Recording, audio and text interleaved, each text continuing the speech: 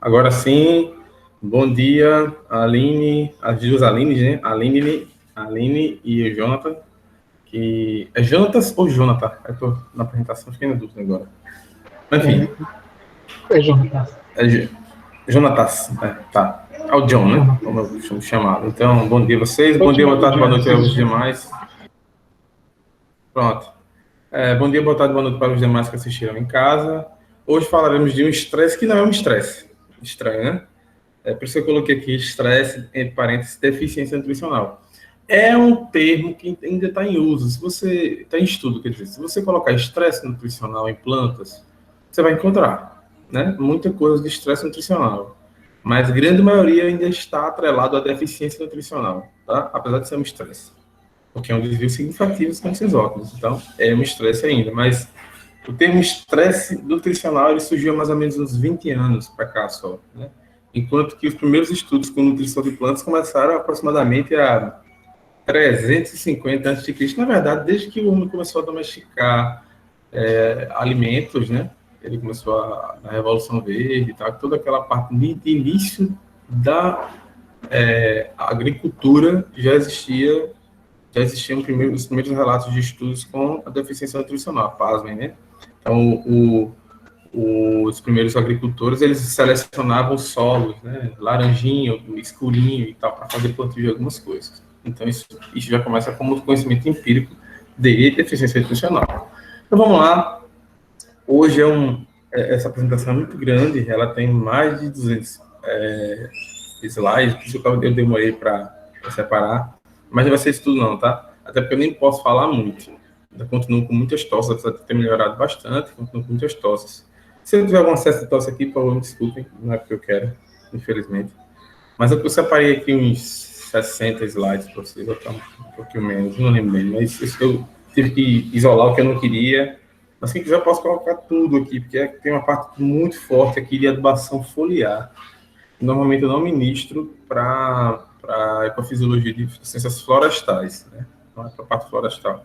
Ou para mudas, especificamente para viveiros. Tem uma parte nova que eu estou misturando agora com adubação foliar e eu falo um pouquinho, mas via de regra eu não falo, tá? Como eu falei, os primeiros estudos relatados, pasmem, começou com um filósofo, apesar de não ser um agricultor, né? Na verdade, o filósofo no período do auge da pompa e circunstância filosófica, ele era um cientista de qualquer área, inclusive também das agrárias. Então, Aristóteles ele criou uma teoria chamada teoria mística. Ele afirma que a planta é um animal invertido, porque ele tem a boca para baixo, né? A boca no solo. E ele falou que ele afirmou, né, que que as plantas eles alimentavam-se dos humus, né, numa trem de decomposição, e após sua morte eles retornavam a ser humus. Então, aquela teoria que nós vimos do pó e retornarmos ao pó, né, já existia, obviamente que ele já estava em relatos do Antigo Testamento. A questão bíblica não tem como ficar fora disso, né? Tem muita ligação. Apesar de Cristo não ter nascido ainda, já existiam os primeiros relatos históricos do Antigo Testamento e tem muita relação, né, com a filosofia. Então, por isso que eu faço questão de falar sobre Aristóteles. Mas, a nível científico, o primeiro relato ele é considerado, né, histórico a partir de 1988, quando foi observada a necessidade de ferro em videiras, né, no cultivo de uvas, né, o Gris ele observou que quando havia nutrição em folhas de videiras, havia um incremento maior, né, dos frutos, enfim, uma maior frutificação, floração e tudo mais. Em 1950, então 6 anos depois, o Justus von Liebig, que é um dos maiores estudiosos, o papa da adubação, da nutrição, ele criou a lei do mínimo, ou ultimamente não, ou mais comumente agora nós chamamos de lei de Liebig, que é o próximo slide eu vou falar um pouco sobre isso com mais propriedade, e é um marco histórico, né? Todos são marcos históricos, mas para a adubação mineral ele sempre foi considerado um super marco histórico, assim, né? É como o boom, assim, das ciências agrárias. Em 75, 74, do mesmo século, 1974, começaram a fazer a aplicação de chorume, né, diluído em água nas plantas de jardim da Alemanha. Então, o chorume dos lixos, eles eram tratados, né, diluídos e aplicados na planta. Bem, para a lei do Liebig, obviamente tem vários relatos, né, vários nomes, vários estudos. Então, a deficiência é dada para o elemento que se encontra em menor concentração à necessidade da planta. Então, é aquele princípio lá do barril do Chaves, né? Então, caso tenha qualquer um desses que seja mais limitante, todos os outros soberão, tá? Então, as pessoas pensam que isso aqui é aplicado só para macros e micronutrientes, mas não, só para são todos os elementos que auxiliam na produção do vegetal, né, que auxiliam, não, que são preponderantes, são essenciais, eles são afetados, como luz, água, né, gás carbônico, oxigênio, tudo aquilo que é mas se bem que o oxigênio é um macronutriente também, o gás carbônico não. Mas tudo aquilo que é necessário à vida do vegetal, ele é afetado pela lei do mínimo. Então, quando todos esses parâmetros eles estão sanados, eles estão em seus níveis mínimos, a planta vai ter um desenvolvimento muito maior do que aquelas que necessitam, que por algum fator tem maior necessidade que não são supridas, né? Que não são supridas. Então, aí surgiu o princípio do Liebig, que é o que nós chamamos de lei do mínimo. Futuramente no Havaí, o Johnson ele aplicou sulfato de ferro, né? Então, por que antigamente as pessoas usavam muito ferro nos estudos? Porque era muito barato e era um dos primeiros, era muito utilizado também por conta da fitorremediação, né? Depósitos de ferro que liberavam minerais em pequenas concentrações, e esses minerais eles auxiliavam no crescimento. E algumas culturas, como aqui no abacaxi, como foi em gramíneas, né? Um tempo atrás, na Alemanha, como eu comentei. Em 31, descobriu os sintomas do zinco e começou a corrigir. Então, já foi evidenciado o primeiro sintoma no solo, onde iniciou-se os estudos de fertilidade do solo. Em 1931, então não era estudado, assim, com mais propriedades, a questão de princípios de solo. Tá? Em 1945, o curso da absorção iônica, devido a radiospódios, né? Radioisótopos, perdão, muito relativo com as bombas, né? Vou falar com vocês de radiação iônica, rotas de transporte, né? Quais são as principais rotas de transporte, em especial para adubação foliar, muito importante, tipo de absorção, se é passivo ou ativo, enfim, nós vamos falar já sobre isso. Em 1945, tivemos início aqui no Brasil com a adubação foliar, né? Pelo IAC, Instituto Agronômico de Campinas, e pela Exalc, Eusébio de Queiroz, né? Para adubação foliar e adubação generalista. Então, desde então, a adubação foliar ela foi difundida no Brasil. Obviamente que os primeiros estudos, né, os primeiros relatos, eles foram evidenciados mais por conta de pesquisas, porque até então era muito empírico. Em 45 começou, de fato, com as pesquisas propriamente ditas. Então, de forma geral, né, generalista, os nutrientes minerais são elementos de origem inorgânica que são obtidos no solo, obviamente porque o vegetal tem a boca invertida, como nós acabamos de falar. Então, as plantas elas atuam como mineradoras, elas são mineradoras, literalmente, elas precisam minerar o solo. E elas possuem uma baixa seletividade da absorção de nutrientes específicos, nós vamos falar sobre isso também já, né, sobre absorção e seletividade, possibilitando a entrada de qualquer nutriente que esteja nas mediações do sistema radicular, obviamente que existe isso em 1997, lá uma volta. Essas pesquisas, elas impulsionaram outros estudos, e o Epstein e Bloom, lá em 2006, eles afirmaram que é verdade, porém, existe um mínimo controle lá pelas esteiras de Caspary, né, que nós vamos falar sobre já também, a parte da absorção. E aí começou os primeiros históricos com a absorção que eu quero mostrar para vocês. As primeiras pesquisas, como é que assim, cadastradas, né, que é de Roglan e Breuer, que é utilizando já com gradiente de concentração, né, avaliando o transporte ativo, né, que é aquele que é contra o gradiente de concentração, que exige um gasto de ATP. Como sempre, todos eles baseados no cultivo no consumo de ATP. Então, o Roglan, o Lundegaard, né, que também e o Robson são grandes estudiosos no ramo da fertilidade do solo. e o Jacob também, e a teoria do carregador, né, da membrana, que vocês viram lá na fisiologia também, né, transmembrana, membrana e a apoplástica, nós vamos falar também antes nessa aula. Aqui falando sobre as enzimas e substratos, como carregadores, né, isso aqui é uma absorção passiva, viu? A teoria das membranas, né, também é ativada por íons. Então, tudo que é ativado por íons é um transporte ativo, que tem gasto energético. E hoje, nós continuamos também nessa teoria dos carregadores ativos e os canais e bombas, né, e os poros, que nós vamos ver hoje, ativados por cálcio e tudo mais. Tá.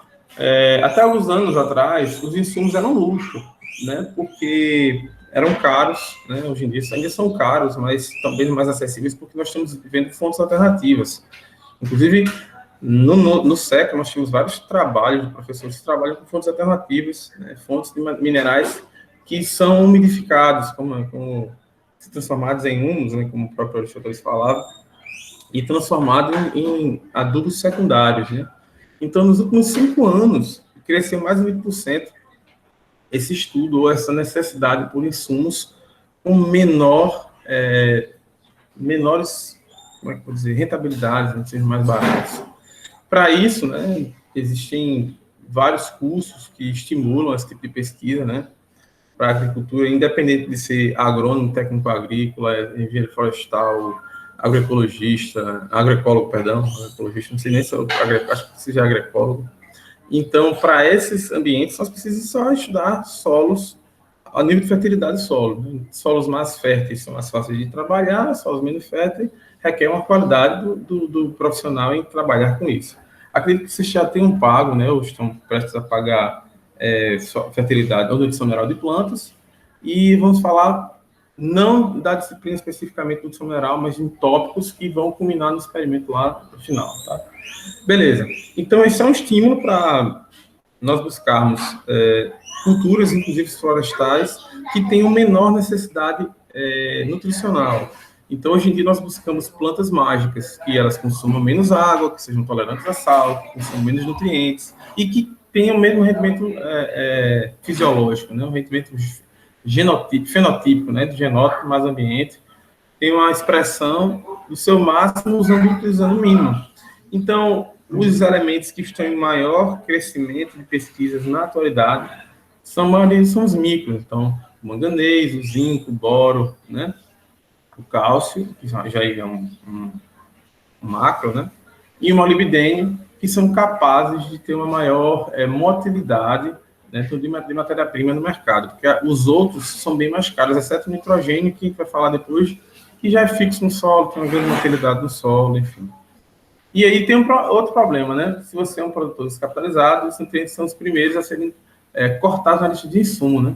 Visando a redução de custos, até porque elementos como nitrogênio, fósforo, potássio, esses NPKs, que têm grande necessidade de aporte financeiro, eles têm que ser meio que tirados inicialmente da proposta que eu vou trazer para vocês, porque existem formas secundárias de obtê-los, e a ideia da disciplina também é essa, tá? Beleza, antes de a gente começar a falar especificamente do estresse nutricional, precisamos relembrar vocês dos componentes que são importantes no estudo nutricional, no caso, a composição do solo, né? Então, o solo ele é trifásico, ele é composto por, ou melhor, até mais, né? Mas inicialmente ele é trifásico, ele é feito por fase sólida, líquida e gasosa, isso que nós estudamos inicialmente, isso aqui é uma foto do Teis e Zeiger, né? Hoje em dia, nós já temos uma estratificação maior da parte mineral, da parte orgânica, da matéria orgânica, que até então é englobados como a mesma coisa, nós sabemos que isso já é uma estratificação. A água, né, componente aquoso, que pode estar como parte indissolúvel do solo, que é aquela água edáfica, né, ou água higroscópica, que ela é parte componente de constituição do solo, e tem aquela água que o vegetal absorve, né, que é a parte que está agregada aos coloides, nessa parte com potencial osmótico das substâncias, né, que estão na questão mineral, ela absorve e fica disponível para o vegetal, à medida que o vegetal tem potencial suficiente para roubar essa água do solo. Então, ar, né, a mesma coisa. E outros que normalmente são elementos que podem ser benéficos ou tóxicos. Nós vamos falar sobre isso já também. Bem, quanto à parte hídrica, nós temos os macro e microporos, que é importante falar aqui também. Então, o que é restrito aqui para água e ar, né? Nos poros, nós temos os macroporos, que estão sempre repletos de ar, e os microporos, que teoricamente estão repletos de água. Isso quando estamos em capacidade de campo. Então, quando todos os macros estão cheios de ar e todos os micros estão cheios de água. Então, a disponibilidade de ar e água é o máximo para o vegetal. Mas nós sabemos que nem sempre isso acontece, né? Então, normalmente, o ar e a água tem basicamente a mesma composição a depender dos ambientes. Via de regra, os solos que têm uma menor partícula, né, os solos argilosos, partículas 2:2 ou 2:1, né, eles têm uma maior quantidade de microporos, então eles conseguem absorver mais ar e mais água, obviamente, tá? Eles são mais leves, né, mas eles têm uma maior absorção de água e ar, tá? Beleza, então a definição de solo fértil tem como principal característica que o solo tem capacidade de suprir as necessidades das plantas, os nutrientes nas quantidades e proporções adequadas para o seu crescimento e desenvolvimento. Então, isso é o princípio básico do solo fértil. Então, ele não tem materiais tóxicos e possui adequados atributos físicos. Então, o vegetal ele tem plenas condições de crescer sem ser atrapalhado por seus componentes físicos. Então, físicos e químicos, tá? Porque nós estudamos do solo a parte física, que fisicamente é granulometria e composição, né, geologia. A parte química, que de parte é composição e mineralogia. E a parte de fertilidade, que é o quão disponível esses materiais estão para a planta. Então, não adianta um solo ter muitos componentes químicos disponíveis se não está disponível, não. Muitos elementos químicos, porém, não estão disponíveis para o vegetal. Então, isso é um grande paralelo, né? Eu posso ter um solo que quimicamente ele é mais pobre, mas ele é mais fértil do que um solo que ele é muito rico quimicamente, mas não está disponível para o vegetal, tá? Bem, ainda na questão da composição, é importante destacar que o solo atua como meio de sustentação e fornecedor de nutrientes para as plantas. Então, todo o princípio básico sempre foi estudado com solos, até a criação das soluções nutritivas, que nós vamos falar muito em breve. Então, na fase sólida, ela possui características físicas, biológicas e químicas, como eu falei algum pouco agora atrás. Então, a fase sólida tem a fase de textura e estrutura e água disponível para os seus macros e microporos, além da capacidade de permitir, né, de permissividade, por conta da sua porosidade, do sistema radiculares, né? E as características biológicas, né, obviamente é baseado na microbiota do solo, nos organismos que estão compondo aquela estrutura do solo. E as características químicas, existem cargas de colóides, como eu falei, né, cargas de elementos que podem ser disponíveis ao vegetal ou não, a depender de potenciais. Tudo gira em torno de potencial, né? Gradientes de concentração, não só água. Lógico que o meio de dissipação é a água, mas existem componentes que são importantes para esse processo. Por exemplo, intemperização, tá? Então, o colóide é um conjunto de substâncias que estão momentaneamente disponíveis para o vegetal. Então, a matéria orgânica, que apesar de pequena concentração, né, de 1,5% a 3%, normalmente, né, em solos aqui do Brasil, do Nordeste. Uma vez o professor Zé Roberto, que foi um dos meus professores de solos 2, né, parte química e fertilidade, ele perguntou qual era o valor, se 5% de matéria orgânica era um valor alto ou baixo no solo. Quase que todo mundo falou que era baixo, né? Falei assim, não, é muito pouco, tá? Não é. 5% de matéria orgânica, um solo é praticamente um adubo. Né? Lembrando que ele está naquela camada superficial do solo, na rizosfera lá, aquela camada agricultável, e ele vai entrar em estado de decomposição. E ele vai liberar seus nutrientes, percolando, obviamente, e lixiviando nas camadas mais no horizonte O e A, né? Mais superficiais. Vem cá, eu estou falando essas coisas. Vocês já pagaram solos? Uma pergunta. Sim, professor. Solos, que solos vocês pagaram? Solos 2 e 3, com a regra e com o Não, então é 1 e 2. som. Regra Isso, é e 2. 1 e Regra e 2. Gilson. 3 é conservação. Provavelmente acho que eu vou pagar com o professor Abel, eu acho, não sei. Então, solos 3 ainda não. Uhum. Solos 3 ainda não. Mas aqui é suficiente, então isso aqui já dá O para Abel pagar. é manejo do solo. Manejo é solos 3, manejo de conservação do solo, né? Que é solos 3. Beleza. Então, isso aqui eu não estou falando nada estranho para vocês, então, né? Então, as cargas de matéria orgânica e os ciclos biogeoquímicos, que são os ciclos do carbono, nitrogênio, enfim, que vai determinar a disponibilidade e a motilidade deles no solo. Né? Teoricamente, existe uma lei, quase que uma lei, quer dizer, né? O que é muito móvel no solo é quase que imóvel na planta e vice-versa. Mas temos algumas coisas que... Isso é regra para o fósforo, por exemplo. Ele é muito imóvel no solo. Mas em contato com a planta, dentro ele vira ATP. Viu? ATP a carga mais ativa do vegetal, mais móvel do vegetal. Acho que o único elemento que tem elementos que são mais móveis, como o nitrogênio, por exemplo, é extremamente móvel no solo, que tem muita assimilação por bactérias, por rizobactérias, por fitobactérias, né? E também é móvel na planta. Então, existem casos específicos, mas, via de regra, o que é móvel no solo, ele é imóvel na planta e vice-versa, tá? Então, esses ciclos biogeoquímicos, eles vão determinar justamente isso. Essa motilidade e um ciclo de cada elemento, né? Acho que vocês pagaram lá em ecologia também alguma coisa de matéria orgânica, de cálcio, de hidrológico, né? Isso é um ciclo biogeoquímico também, tá? A água também faz parte do ciclo biogeoquímico. Até porque o vegetal só absorve nutrientes por conta da água, né? Então, na solução do solo, eu tenho concentração de nutrientes, atividade de íons, e isso é muito importante, o solos 1, a mineralogia, a geologia, tudo aquilo que as partículas de composição, né, que são liberadas por conta do temperismo, né, e que vai determinar o tipo de solo que nós temos.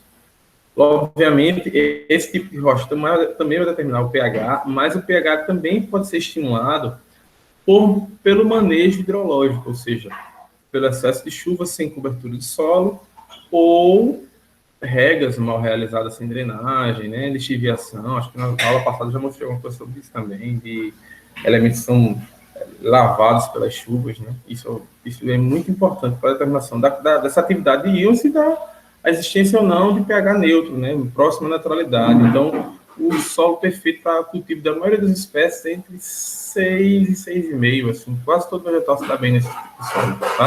Exceto vegetais que se dão bem em solos extremos, como a maioria das tuberosas e tubérculos que se dão bem em solos quase alcalinos, acima de 7. Isso, e plantas das crucíferas, como o abacaxi, eles estão muito bem em solos ácidos, né? Então, a depender das culturas, né, tem as suas como é que eu vou dizer, seus casos peculiares, mas de grande maioria os vegetais quase todos estão bem em solos entre 6 e 6,5. Isso é elemento, é um padrão assim para pH. E também nós teremos os elementos tóxicos, né? Isso é um problema também. Nós vamos falar sobre alguns deles já também. No sistema radicular, então, ocorre a relação íon-raiz. Então, ele ocorre por fluxo de massa, por difusão e por intercepção radicular. Interessante que isso aqui condiz com o fluxo de água na planta, né? O fluxo de massa acontece por lixiviação ou por água gravitacional, né? Aquela água que nós estudamos lá na fisiologia. Por difusão, quando há contato direto com o colóide, a raiz, então a água higroscópica. Intercepção radicular é quando a raiz está parada e por lixiviação ela vai encontrar água gravitacional ou ela vai crescer em direção ao nutriente. Um exemplo, uma adubação de fundação com fósforo, por exemplo. O fósforo ele é imóvel no solo, mas, como eu falei, por isso que assim que você abre o ninho, né, então usa o termo mais cova, um termo que foi mudado esses dias, quando você faz um ninho de uma planta ou faz abre um buraco, né, eu não quero usar o termo cova, e minha mente ainda tá programada para falar a palavra cova, mas quando você prepara um ambiente para a plantio de uma muda, via de regra, dependendo da espécie, você vai ter que fazer uma adubação de fundação, né? Ou seja, no momento do plantio abaixo, você coloca logo adubo, faz uma camada de solo, para que a raiz não entre em contato direto com o adubo, que vai queimar o sistema radicular, vai matar a planta. Você bota uma camada de solo, depois você bota uma camada de hidrogel, caso precise, e coloca a planta, tá? Então, o vegetal vai crescer em direção ao sistema radicular, entende? A famosa intercepção radicular, tá? Existem elementos que só são absorvidos assim, alguns elementos, não são todos, mas alguns elementos. Então, quanto à absorção, nós vamos falar de canais e proteínas transportadoras que eram englobadas só como proteínas. Hoje já existem bombas também, né? Hoje esse material foi do ano passado, eu dei uma atualizada rápida, mas esse slide aqui eu não atualizei. As proteínas elas foram divididas em transportadoras e as bombas. Nós vamos falar já sobre isso, foi por transporte ativo, uma coisa mais recente. Bem, então, só para relembrar essa parte de essencialidade, o elemento é essencial quando, sem ele, a planta não é capaz de completar seu ciclo de vida. Isso é importante destacar que nem todo elemento ele vai ser, a sua deficiência vai ser expressa inicialmente, né? Como a própria primeira lei do Arnold, ela diz o seguinte, né? O vegetal não completa seu ciclo de vida, mas, por exemplo, quais são os ciclos de vida dos vegetais, né? Então, nascer, que é o germinar, crescer, reproduzir e morrer. Então, às vezes, essa planta com deficiência de molibdênio, por exemplo, mas ela está perfeita. Você não vê nenhum tipo de deficiência. Como assim? Então, às vezes, a depender do estado fenológico vegetal, ele não expressa naquele momento a deficiência. Então, pode ser que aquele elemento ele esteja envolvido só nos processos de crescimento reprodutivo, emissão de flores, né? Já chegaram casos de uma pessoa chegar para mim, a minha avó tem uma roseira, tem esse negócio, né? Minha avó tem uma roseira e nunca bota flor. Pode ser que seja uma deficiência nutricional, pode ser. E aquele elemento, a vegetal não vai completar essa vida porque não vai reproduzir, né? Então, dependendo do elemento, ele pode atuar em alguma das fases do vegetal, né? Do seu ciclo de vida. Mas ele pode ser que não seja um estímulo visual, né? Não tenha deficiência visual, tá? Nós chamamos de fome oculta também esse tipo de comportamento.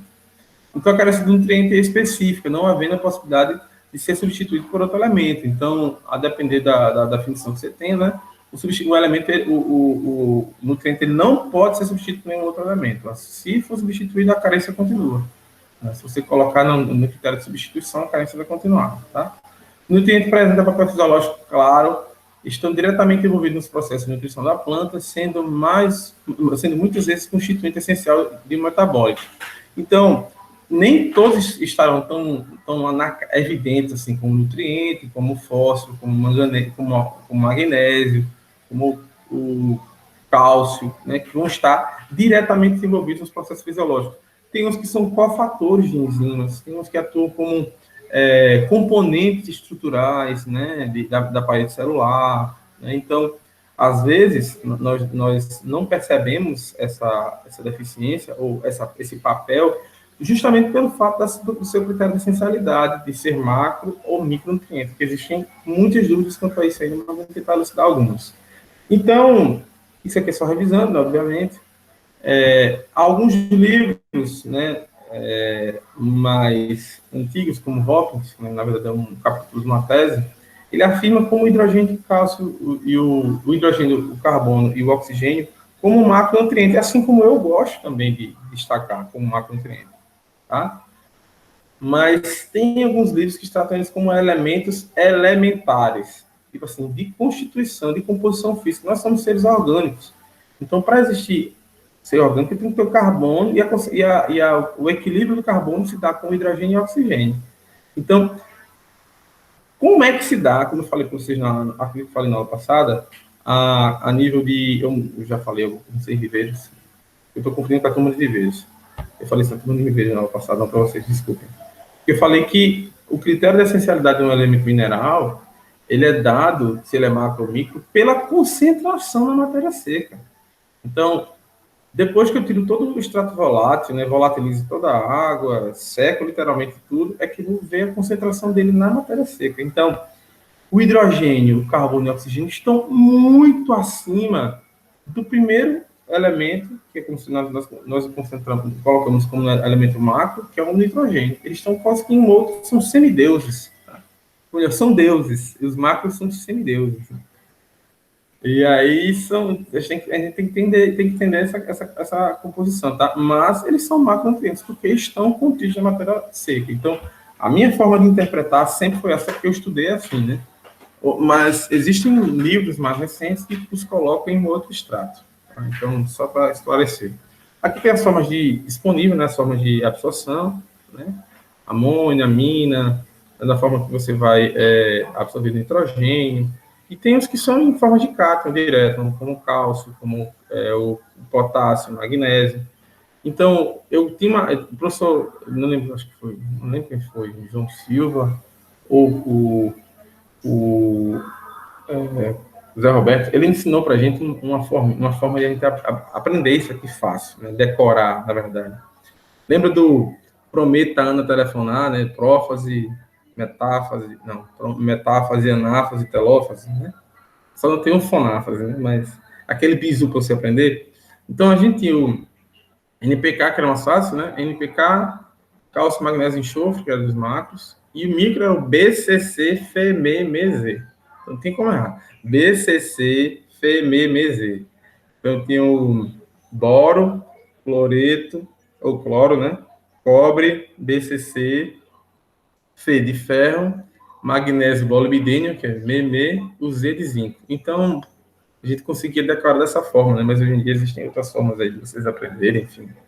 Então, os macronutrientes e micronutrientes, eu tenho que fazer sempre aquela pergunta, né? Para vocês aqui, eu não sei quem está presente, deixa eu ver quem está presente aqui. Não só vocês quatro? Não, tem mais gente aqui. Tem o Saulo também. Então, faço uma pergunta para vocês. Aquela pergunta que sempre tem em prova. Sempre... Quem é mais importante, o macro ou o micronutriente, pessoal? E aí? Depende da necessidade da planta. Sim, quem é mais importante, o macro ou o micro?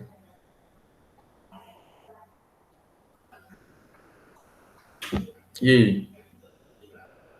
Vocês sabem. Ou então eu estou com vergonha de dizer. Né?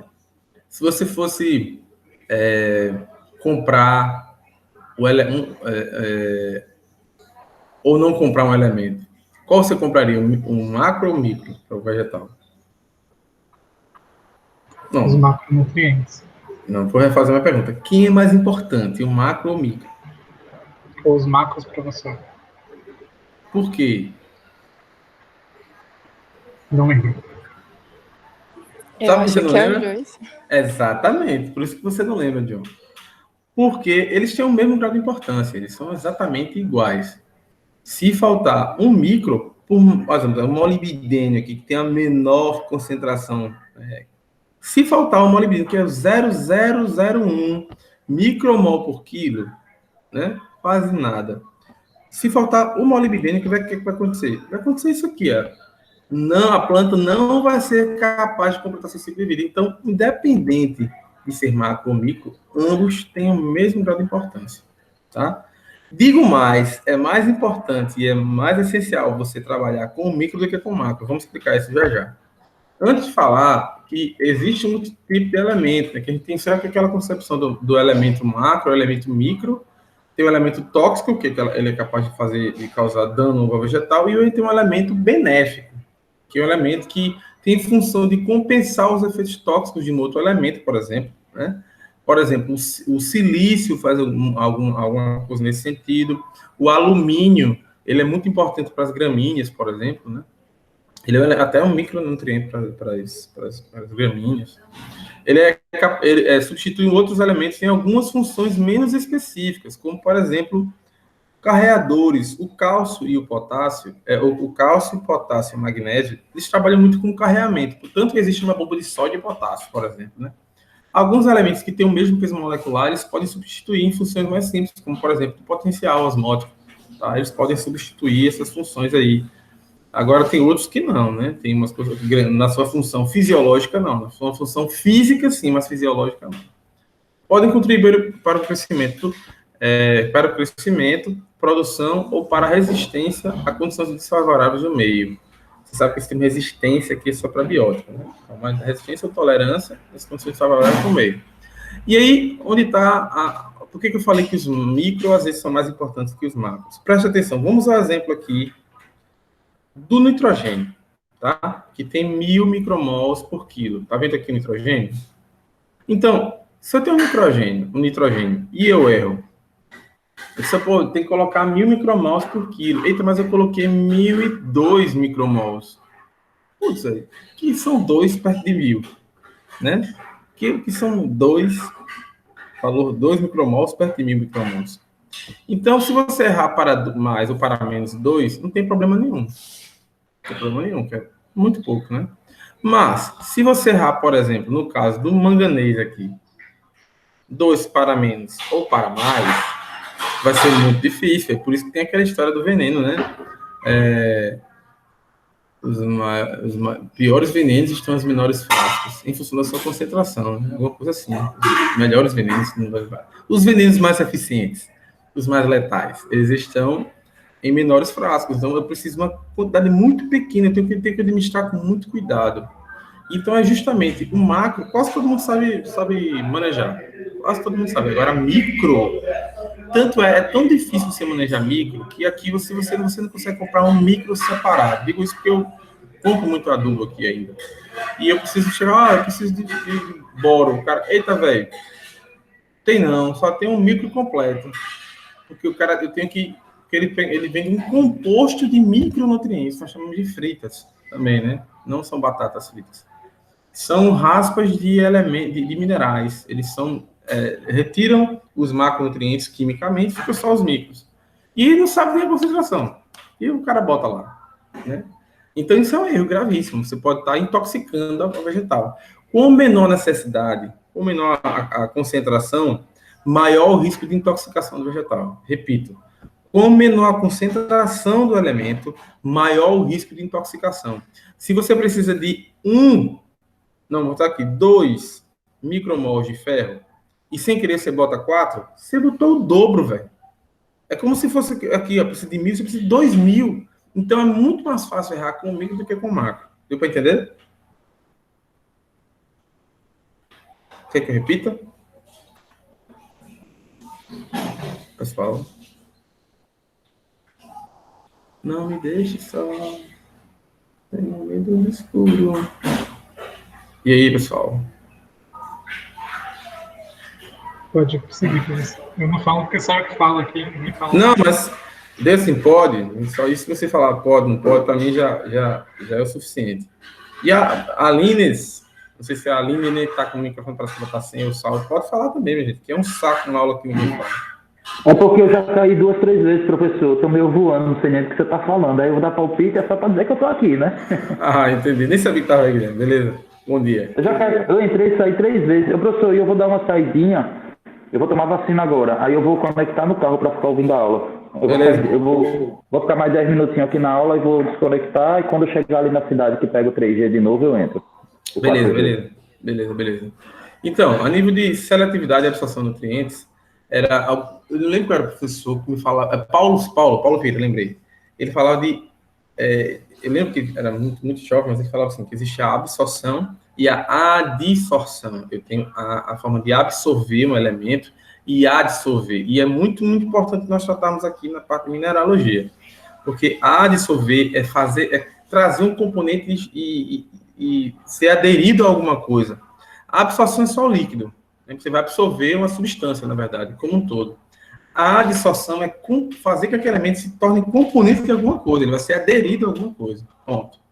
Tá, então, por mais que digam que o vegetal ele não tem seletividade, ele tem seletividade sim. Existe uma seletividade.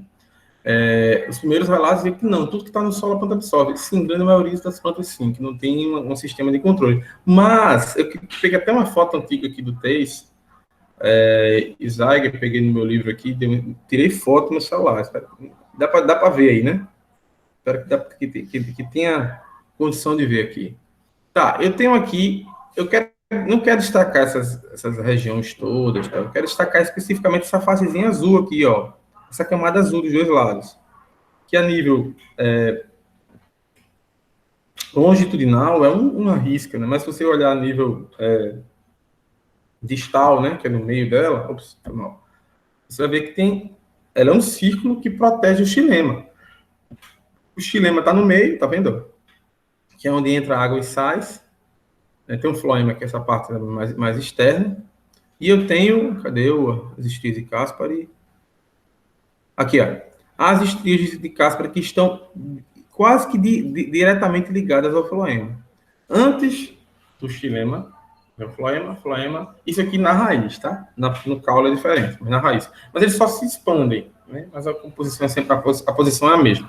Então, as estrias de Caspary, elas servem como um retentor, eles servem como um porteiro, como uma barreira física para elementos que possuem grandes moléculas. Então, professor, que tipo de grandes moléculas? Qualquer molécula que não dê para passar nos seus poros, nos seus plasmodesmos aí, nas suas conexões e membrana. Se tem uma molécula muito grande, ela precisa de um carreador para entrar. E não existe um carreador para todos os elementos. Então, as estrias de Caspary, elas funcionam barrando esses elementos. Por mais que alguns livros retratem como se não houvesse, sim. Tanto é que a grande maioria das intoxicações de sistemas radiculares ocorrem nas regiões externas ao xilema e ao floema, porque as estrias de Caspary não permitem que o elemento entre. Quando eu estiver na próxima aula, daqui a 2 aulas, na nossa aula de fitorremediação, eu vou falar especificamente sobre isso. A maioria dos elementos que são tóxicos, eles matam a planta pela raiz. Mas, professor, é óbvio, mas se a planta come pela raiz, mas não é por isso, é porque a planta não absorve o elemento. Ela fica no sistema radicular, na estrutura do sistema radicular, mas não chega a entrar dentro do xilema. E, como ele não entra, o sistema radicular fica tão negativo, mas tão negativo, que a água que entra, ela não chega nem a passar pela estria de Caspary, que está lotada por elementos maiores. E isso é um fator de intoxicação também. Tá? Então, a gente sabe que a absorção ocorre na região pelífera, né? Daqui para cima, uma região meristemática, uma região sem pelos e uma região pelífera, e aí onde está o pelo radicular, onde acontece de fato a absorção dos elementos.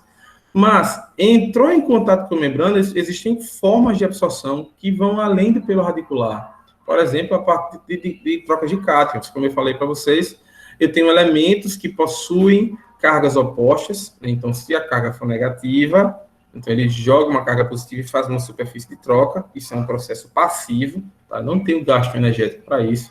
Então a partícula do solo, ele vem com muitas cargas e ele faz essa troca de cargas, o que é positivo troca por negativo, o que é negativo troca por positivo, e assim acontece o carregamento e descarregamento da maioria das enzimas e das proteínas que estão relacionadas com esse transporte, tá?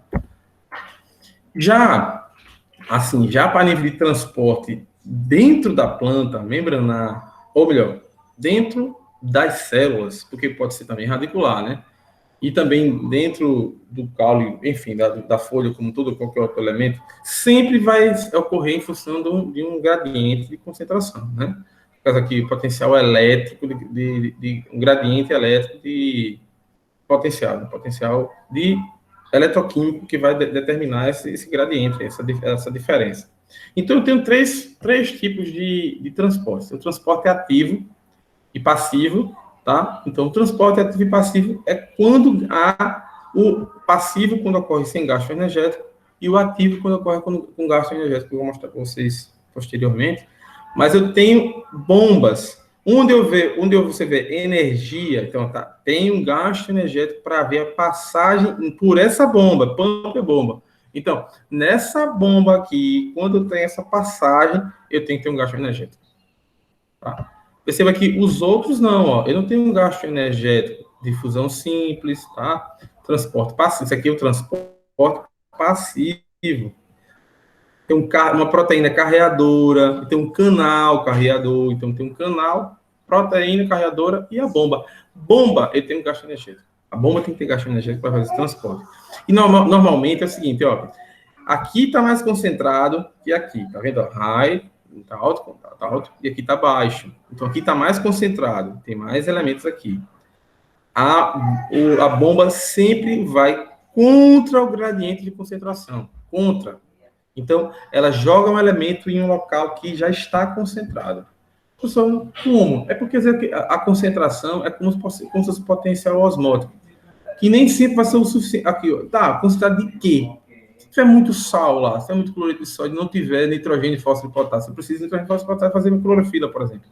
E o cara vai lá e joga um nutriente lá para dentro, o nitrogênio lá para dentro. Porque ele vai contra o gradiente de concentração geral, a condutividade elétrica, tá? Então, para que esses elementos eles consigam passar, ou ele tem que ter as suas proteínas carreadoras, que são específicas para eles, que tem um cofator, ou tem que ter um canal de transporte, que normalmente é grande, como o plasmodésimo, por exemplo, ou ele tem uma bomba de passagem, tá? E isso eu estou falando essa revisão toda porque vai ser importante lá na frente, eu vou ter que usar esses elementos lá na frente. O segundo é o mecanismo de transporte por íons através das membranas celulares, né? Então, esse aqui vocês viram muito naquele processo transmembrana, né, que vocês viram com a professora Vilma, plasmodésmos, né?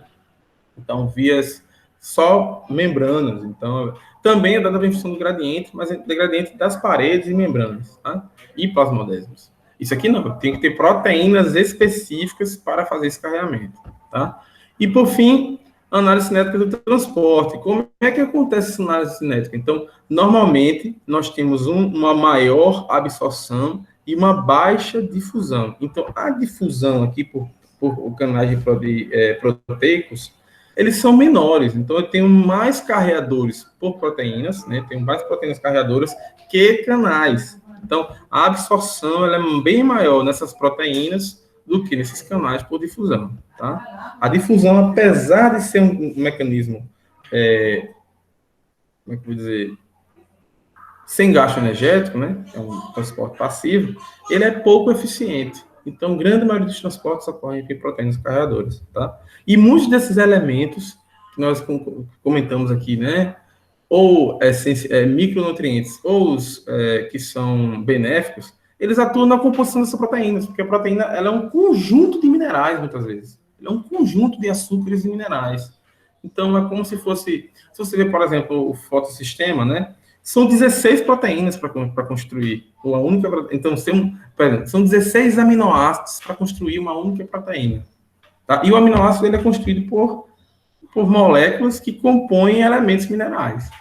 Não só carbono, hidrogênio e oxigênio, tá? Mas também tem elementos que compõem para fazer aquela proteína.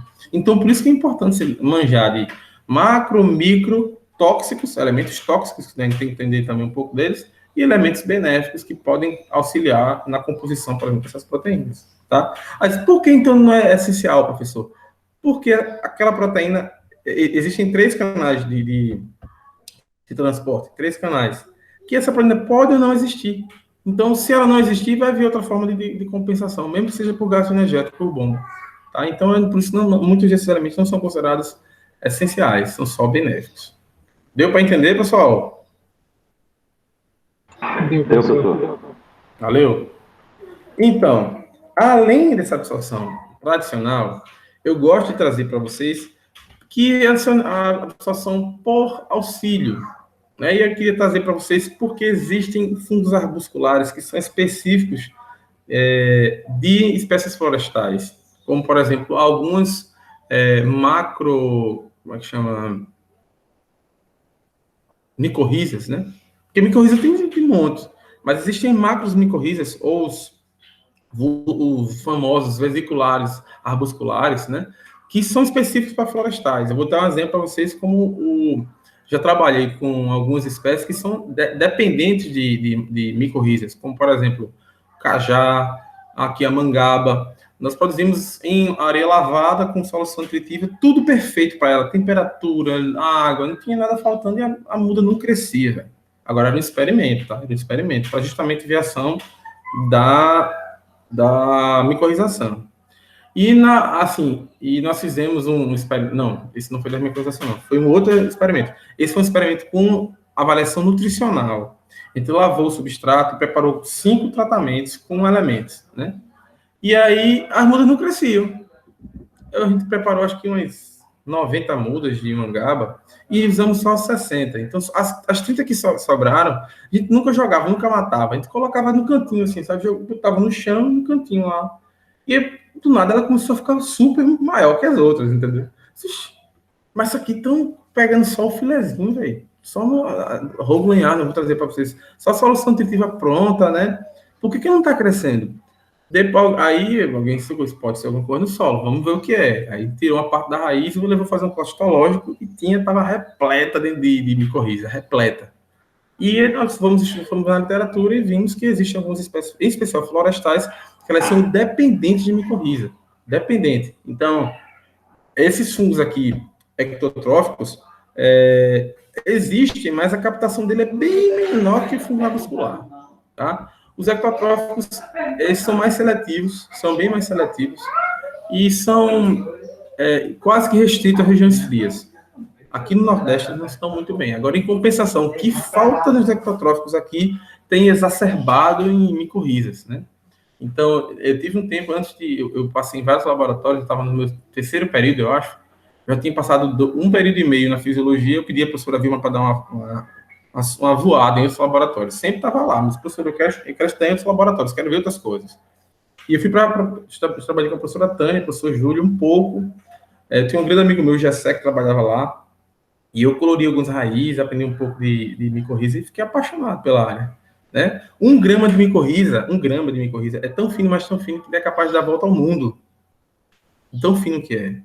Então, existem vários elementos que são facilitados a sua absorção em função da existência da micorriza. Um exemplo principal que eu gosto de trazer para vocês é o fósforo. Como eu falei para vocês, o fósforo ele é imóvel no solo. Ele não tem uma utilidade nenhuma no solo. Mas ele é extremamente imóvel na planta. Então, assim, se não for por intercepção radicular, se a raiz não crescer em direção ao elemento, ao fósforo, a planta não vai absorver o fósforo. Se o fósforo estiver aqui e a raiz passar do lado, ele não absorve. Tá? A micorriza é o elemento mais importante na nutrição das orquídeas, né? Se não existisse micorriza, as orquídeas não conseguiam absorver nutrientes, por causa que ela tem um relame e ele é todo coberto por micorriza. É justamente a micorriza que faz a conexão. Garante a absorção. E, além disso, a planta só germina, está aí a taxa de 0,03% de germinação na natureza, né? Tem vários estudos, mas o normal é de 0,3 a 0,05, né? 0,03 a 0,05, porque ela precisa da micorriza presente na planta-mãe para germinar. Então, assim, não adianta ter outras micorrizas, é aquele fungo que ela é seletiva. Na planta-mãe é responsável pela germinação natural, né? Ela é seletiva. Micorriza, existem milhares de tipos de micorrizas diferentes e algumas espécies são seletivas, né? Essa do cajá que nós fizemos é uma das mais, como é que diz assim, que tem a maior quantidade de micorrizas que tem acepção. São mais de 1000 tipos que tem acepção com o cajazeiro, né? Mas a gente percebeu que uma amostra pequena de solo tem um absurdo de micorrizas, sabe? E eles propagam muito rápido, assim, é um negócio punk, assim.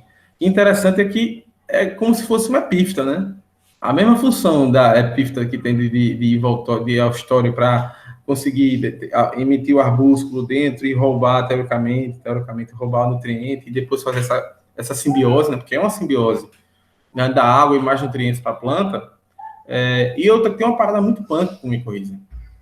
Não faço parte da disciplina, mas como eu estou falando de nutrição, eu posso falar sobre isso. Existe um estímulo que faz com que o micorriza cresça em direção ao nutriente. Não se sabe ainda o que é. Não se sabe. Existe um sinal de alerta que o sistema radicular não tem. Por exemplo, se a raiz está aqui, o elemento está aqui, né?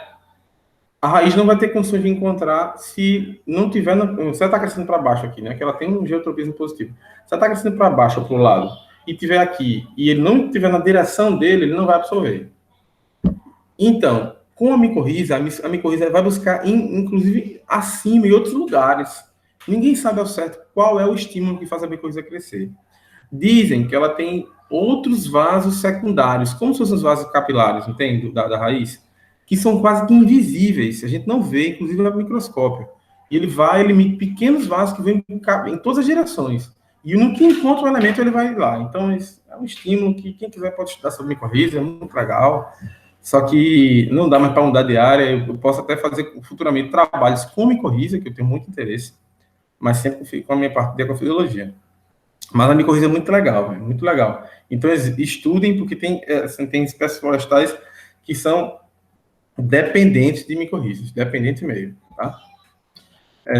Então, eu falei para vocês a questão de motilidade, né? Existem elementos minerais que estão classificados quanto à sua motilidade dentro da planta.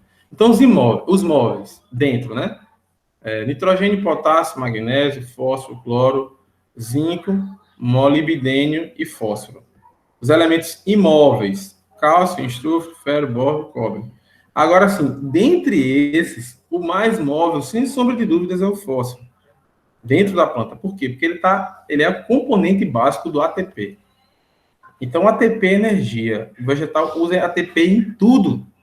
Então, o elemento mais móvel que nós podemos fazer, que existe na natureza, dentro da planta, é o fósforo.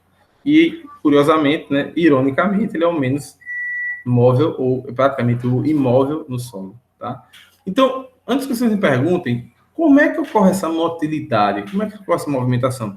Via de regra, ocorre por olixiviação, então o fluxo de água vem e leva para outro lugar, ou para baixo ou para o lado, ou por ação biológica. A microbiota do solo, ela se alimenta daquele elemento e excreta uma solução que ainda é nutritiva para o vegetal, tá? O exemplo típico é o nitrogênio. O nitrogênio ele é captado do ar, o ciclo biológico do nitrogênio ele é captado do ar, de outras fontes, né? Não só do ar, né? A grande maioria vem do ar. Então, pega do ar, a apuração, nitrificação, transforma em nitrito, depois nitrato, depois em amônia e o vegetal absorve tanto nitrato quanto a amônia. Né? Então, ele ocorre por contenção de bactérias, né? E motilidade. Se tiver um grupo, como é que chama? Um micélio, né? Um grupo, uma estrutura viva de bactérias grande, ela vai se mexer daqui para cá, sozinho, né? Sem ação do homem e sem ação da água, diferentemente de outros minerais que não têm associação com bactérias e aí dependem do contato direto com o sistema radicular. Por isso que nós fazemos a adubação de fundação abaixo do sistema radicular. Por isso que não é certo você fazer uma adubação em uma árvore no pé da árvore, na base da árvore, é totalmente errado. Porque as pelos absorventes estão nas regiões abaixo da copa, estão lá longe. Então, se o caule está aqui e a copa está aqui, tá? O ideal é você fazer uma adubação aqui. Você faz um risco e coloca o adubo aqui. Porque quando ele lixiviar, ele vai percolar, vai entrar em contato com os pelos absorventes que vão absorver aquele nutriente. Deu para entender? Então, nunca faça adubação aqui. Nunca, jamais. Faça adubação abaixo da copa. Aí onde vai estar o pelo absorvente do vegetal. Tá, então, quais são as zonas de estresse para absorção, né? Como é que ocorre essa questão da absorção? Eu tenho um crescimento de produtividade de alguma coisa, em percentual, daria em máximo, e tem a concentração de nutriente no tecido. Então, eu tenho uma zona de deficiência, que ela vai até um crescimento exponencial, até uma área de aclimatação, área de, como é que chama? Clímax.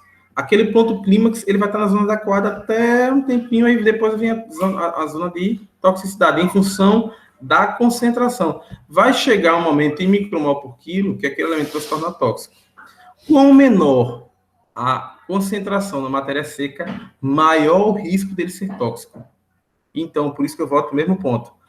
É muito mais difícil adubar com micronutrientes do que com macronutrientes. Porque o limite entre a escassez e a toxicidade é pequeno. Repito, o limite entre você tornar o elemento, a falta do elemento e o excesso dele é muito pequenininho. Você tem que ser muito profissional para acertar. Então, se o cara precisa de 0,02 gramas e você coloca 2 gramas, você vai matar a planta. E se você não der o 0,02, você também vai matar a planta, por escassez. Então, o limite entre a escassez e a toxicidade é muito pequeno. Enquanto que os macros é isso aqui, ó. A escassez e a toxicidade. Então, se você errar para mais ou para menos um pouquinho, não faz tanta diferença, tá? E esse é o desenho tradicional ou típico dos estresse para a concentração de nutrientes, tá? Então, existe uma área de deficiência que a planta vai absorver até chegar no momento, um ponto. Chegou no clímax, no ponto de inflexão da curva. Inflexionou a curva, tem a zona de adaptação até a causas mortes, que é a zona de toxicidade. Tá? E normalmente são irreversíveis, normalmente são. Porque não tem como você lavar dentro da planta. Tá? E mais que você lave o sistema radicular, já está dentro da planta. Você tem que auxiliar um mecanismo de descarboxilação, para a limpeza desses materiais. Assim como existe a vitamina C, como eu falei para vocês, o ácido ascórbico, ele também atua na desintoxicação de elementos tóxicos na planta, tá? Veremos isso também em fitorremediação. Tá, então as concentrações, os estudos com a adubação, eles surgiram, obviamente, no solo, né? E depois de um tempo, então, 72 veio a solução de Hoagland, que eu uso até hoje, tá? Depois, em 75, a solução de Clark, e a de Manchester, que é a mais recente, que usa menos elementos. Então, o que é uma solução nutritiva? Ela tem todos os elementos minerais necessários ao completo ciclo de vida de um vegetal. Então, é um meio líquido ou semissólido, ou seja, em um substrato, ele pode ser aquoso, ele pode ser pasta, pode ser casca de alguma coisa, não necessariamente tem que ser solo, tá? Então, ele é um repositor de todos os macros e micronutrientes necessários à vida de um vegetal, tá? Ele pode ser feito, na grande sua maioria, é feito em líquido, feita de forma líquida, diluída em água. Então, a solução de Hoagland, qual a diferença da solução de Hoagland para as demais? Perceba que são as concentrações, ó, presta atenção aqui, ó. As concentrações desses são maiores que essas, tá? E todos têm a mesma função. Então, quando eu trabalhei com a solução de Hoagland, por quê? Porque ela é a mais completa. Tanto que no meu experimento, que eu vou mostrar já, eu usava Hoagland a meia força. O que significa Hoagland a meia força? O Hoagland a 1/4 de força. É você diluir ela a 50%. Então, você fazia 1 litro de solução a 1 força, você colocava mais 1 litro para ela ficar a meia força, porque ela tem muito nutriente disponível. Então, as outras vão diminuindo. Na verdade, dizem que a Clark já é 50%, já é quase que uma meia força corrigida. Então, ó, nitrogênio 16 micromol, passou para 8, né? Milimol, tá? Milimol. 16 para 8, por isso que micro, veja, micro é bem pequenininho, né? A milésima parte que é a centésima parte. Então, eu tenho de 16 passou para 8, de 12 passou para 0,14, de 1 passou para 0,6, entendeu? Dizem que é quase o meio aqui, então é um meio corrigido, que é a solução de Clark. E ainda tiveram alguns erros, a solução de Manchester, que é a mais recente, e nem usa todos os macros e micros. Agora, depende da espécie, elas não podem ser utilizadas. Isso aqui é específico para florestal, esqueci de comentar isso. Isso aqui é específico para espécies florestais, que é a solução de Hoagland 2, que é a que eu usei na minha dissertação e minha tese. A segunda solução, o Hoagland tem várias soluções diferentes. Se não me engano, são 4, são as principais famosas, né? Mas a partir da segunda já é para uso florestal. A primeira não é recomendada para florestal, mas para folhosas e espécies agricultáveis, né? Agrícolas. As frutíferas e espécies florestais, a gente usa a solução de Hoagland 2, que eu vou trazer já aqui para vocês também. Mas entendo que eles têm todos os macros e micros. Lógico que esse aqui dá o tchan para a gente conseguir fazer esses experimentos com estresses nutricionais, tá? Mas perceba que já na solução de Manchester tem alguns elementos sobrando, que faltam. Por quê? Porque as espécies, como é que eu vou dizer? As espécies florestais já conseguem captar isso da própria solução, como a água, como casca de alguma coisa, como o próprio solo, tá? A planta ela consegue absorver sozinho. Então, ferro, cobre já tem sozinho o solo, né? Já estão no componente. Eles levam isso em consideração.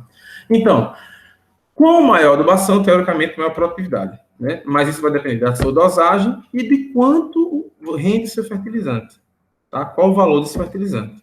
Então, na hora que você vai adubar, qual o mineral que está faltando, né? Quanto? Qual a quantidade que vai aplicar? Qual é a época? Qual é a fonte mineral? Se é natural, se é um adubo orgânico, se é um adubo um composto, se é um adubo nitrogenado, né, artificial, se é um sulfito, se é um quelato, são fritas. Então, o que é que você vai utilizar? Qual a qualidade, né? Efeito da qualidade. Então, será que ele nem é igual uma pílula, um repositor de nutrientes, né? Que você usa um complexo vitamínico. É igual a qualquer remédio, né? Existem várias marcas e qualidades diferentes. Da mesma forma, não pense que adubo é tudo igual, não, tá? E o efeito para o ambiente, né? Existem condições de haver poluição da água. Então, os maiores efeitos de eutrofização, né? Não sei se vocês já estudaram isso sobre eutrofização. Já falaram alguma coisa para vocês de eutrofização? Acho que é mais solos 3 e ecologia, eu acho. E manejo, não sei. Vocês já escutaram esse termo, eutrofização? Eu ainda não. Eu escutei em ecologia geral, professor. A professora ela passou muito rapidamente sobre eutrofização, a poluição das águas, né? Mas não é tão simples assim. Não é só a poluição das águas. Tudo é capaz de poluir a água, tudo, qualquer coisa. Se você, sei lá, você mergulhar na água, você é capaz de poluir a água. Seu corpo é capaz de poluir a água. Né? Só nesse sentido, entenda isso. Mas a eutrofização é o acúmulo de elementos minerais concentrados em um ambiente que não está ecologicamente pronto para aquele... O ecossistema não está pronto para receber aquele mineral. Qual o maior causador de eutrofização? Fósforo. Então, a adubação, que o fósforo vem de adubação errada, a eutrofização vem de adubações erradas, práticas agrícolas mal manejadas, e do nosso lixo residencial, né? Do chorume. Lembra que a Alemanha usava chorume diluído para adubar. Então, a adubação, nossos alimentos, eles são muito carregados em nutrientes. Então, a própria mineralização, a decomposição desses elementos, eles geram nutrientes que são depositados na natureza. Então, se está no chão aqui, está no solo, vai decompor, sim, mas aquela decomposição vai ser lixiviada pela água, você achar que vai cair em algum lugar, concorda? Então, a ação dos micronutrientes, nutrientes não, a ação da microfauna, né, daquele local, tanto na água quanto no solo, vai decompor aquele material que vai gerar uma carga muito grande de elementos. Ou seja, a água do jacintinho, depois de tratada, ela poderia ser usada como adubo, porque ela tem muitos nutrientes contidos nela, tanto que as bactérias não são capazes, as bactérias aeróbicas são mortas pelo excesso de elementos. E quem sobrevive mais são as anaeróbicas, que começam a liberar gases, e esses gases são fétidos, tão tóxicos, e a água fica imprópria.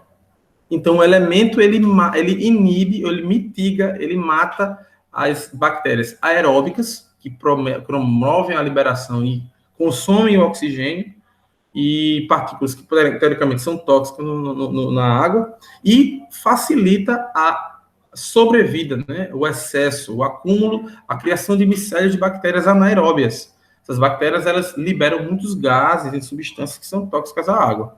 Então, toda água que você vê com muito contaminada, via de regra, ele tem excesso de minerais. Pasmem, mas são. Então, uma das práticas em países pobres, como a Índia, né, eles pegam águas sujas e diluem e fazem adubação. É muito comum na Índia isso, porque eles têm uma baixa disponibilidade de adubo mineral lá, adubos químicos, né? Então, eles usam adubos, usam a inteligência para a produção de adubos, né? Por isso que tem aqui, qual a fonte do mineral, né? E o mais importante, que você sabe que eu sempre gosto de falar nesse sentido, quem vive de amor é escritor de novela, né? Romancista e dono de motel, desculpe a expressão. Você tem que conciliar isso com o financeiro, com o matemático, com o seu lado profissional, para viver bem financeiramente. Então, tudo isso que você está fazendo de implemento aqui, de auxílio à planta, a parte nutricional, aporte externo de minerais, ele vai ser rentável? Então, se eu estou fazendo um plantio de eucalipto, que é o mais comum por aqui agora no momento. Então, um plantio de eucalipto, o custo básico era de R$ 1.200 há 5 anos atrás. Agora já está em R$ 2.500 por hectare. Então, duplicou. Muito em técnicas de hidrogel, adubação, melhoria no preparo do solo, né? Maior quantidade de funcionários para fazer um manejo adequado, de podas, de mondas, né? Enfim, raleamentos e tudo mais. Então, o hectare que custava 1.200 passou a custar 2.500. Então, isso vai valer daqui a 5 anos no primeiro corte? Vai valer com 7, com 10 no segundo, terceiro corte? Entendeu o que quer dizer? Então, a mesma coisa, você tem que fazer o cálculo para adubação. Mesma coisa, ele tem que entrar com um insumo fixo no seu plantio, mesmo que seja feito só na fundação, tá? E não é barato, pensa que não é barato. Então, para só tomar a decisão, você precisa fazer uma análise de solo, uma análise foliar, porque nem sempre o adubo que você coloca na raiz vai chegar na folha, né? Se não chegar, tem alguma coisa errada, obrigatoriamente tem alguma coisa errada, então não está sendo absorvido e levado pelo xilema e não está sendo como é que chama?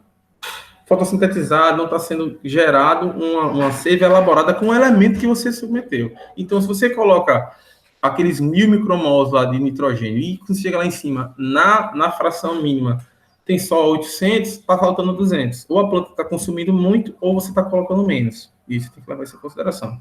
Também o histórico da área, o que é que foi plantado anteriormente, se eu tenho bactérias anaeróbias no solo, aeróbias, que vão fazer um dos elementos mais caros são os macros. Então, o NPK são os mais caros. Então, a gente fósforo e potássio. Dentre esses três, o fósforo é o mais caro. Tá? Se eu for na escala de preço, o fósforo é disparado como mais caro. Por quê? Porque o nitrogênio tem outras formas de você absorver. Adubação verde, você pode usar uma crotalária, júncia, você pode usar um feijão, você pode usar uma ou qualquer outra leguminosa que seja absorvível, né? Depois incorpora, joga uma arada, uma gradeadora para jogar esse elemento no solo antes de frutificar, tá? É importante destacar isso, porque se você deixar, por exemplo, usar o exemplo da crotalária, feijão de porco, enfim, se você deixar aquele vegetal fazer um banco de sementes, você vai ter um problema. Ela vai germinar durante o seu plantio. Então, quando a primeira emite a primeira flor, as primeiras flores, é o momento de incorporar. Incorporou, esperou um tempinho, ela vai mineralizar, mineralizou, vai ser uma adubação verde. Nós chamamos vulgarmente de adubação verde. Então, existem outras formas de você saber qual é o histórico da área, se existia qual o histórico de plantio, se a planta que você usava anteriormente era uma de propagação por rizoma ou tubérculo, né? Que ela é resistente ao fogo, no caso, ela resiste de fato, ela não tolera, ela resiste ao fogo, porque ela não morre, porque o tubérculo fica lá e ele vai rebrotar, como o capim-alho, como o rabo de rato, que são pragas ferrenhas aqui do nosso estado. Então, você tem que saber o histórico para começar o seu planejamento, né? E aí, depois do plantio, havendo a diagnose visual, né? Ou seja, visualização de sintomas, aí eu começo com a parte de correção, beleza? Então, eu preciso saber quais as dosagens que eu vou usar, e a adubação promove uma dosagem mais precisa, né? Pequenas doses já surtem efeito, é igual um remédio, né? Adubo é igual um remédio. A uniformidade na aplicação, dependendo da técnica que você use, redução de mão de obra, e principalmente na adubação foliar, tá? Tem uma redução absurda de mão de obra, ou da fundação, né? Não precisa fazer adubações durante o ciclo. Maior autonomia de equipamentos, né? Hoje em dia está cada vez mais fácil de se adubar, né? Versatilidade da adubação, nós temos adubos mais versáteis hoje, mais adaptados às nossas culturas, específicos para culturas, recomendações específicas para cada cultura.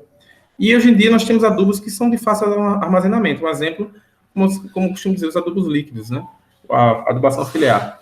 Às vezes, 1 litro da solução, eu consigo fazer 1000 litros. Eu comprei 1 litro de solução nutritiva na Rural, no departamento de Química Agrícola lá. 1 litro eu comprei. E para a Florestal, a Roglan 2, eu conseguia fazer 1000 litros de solução. Tá? 1000 litros. Aí, depois de um tempo, quando eu usei uns 300 litros, mais ou menos, aí eu preferi comprar outra, porque ela já estava mudando de estado físico. Eis uma dica para quem trabalha com adubação. Professor, eu estou com um adubo, mas o adubo está fora da validade.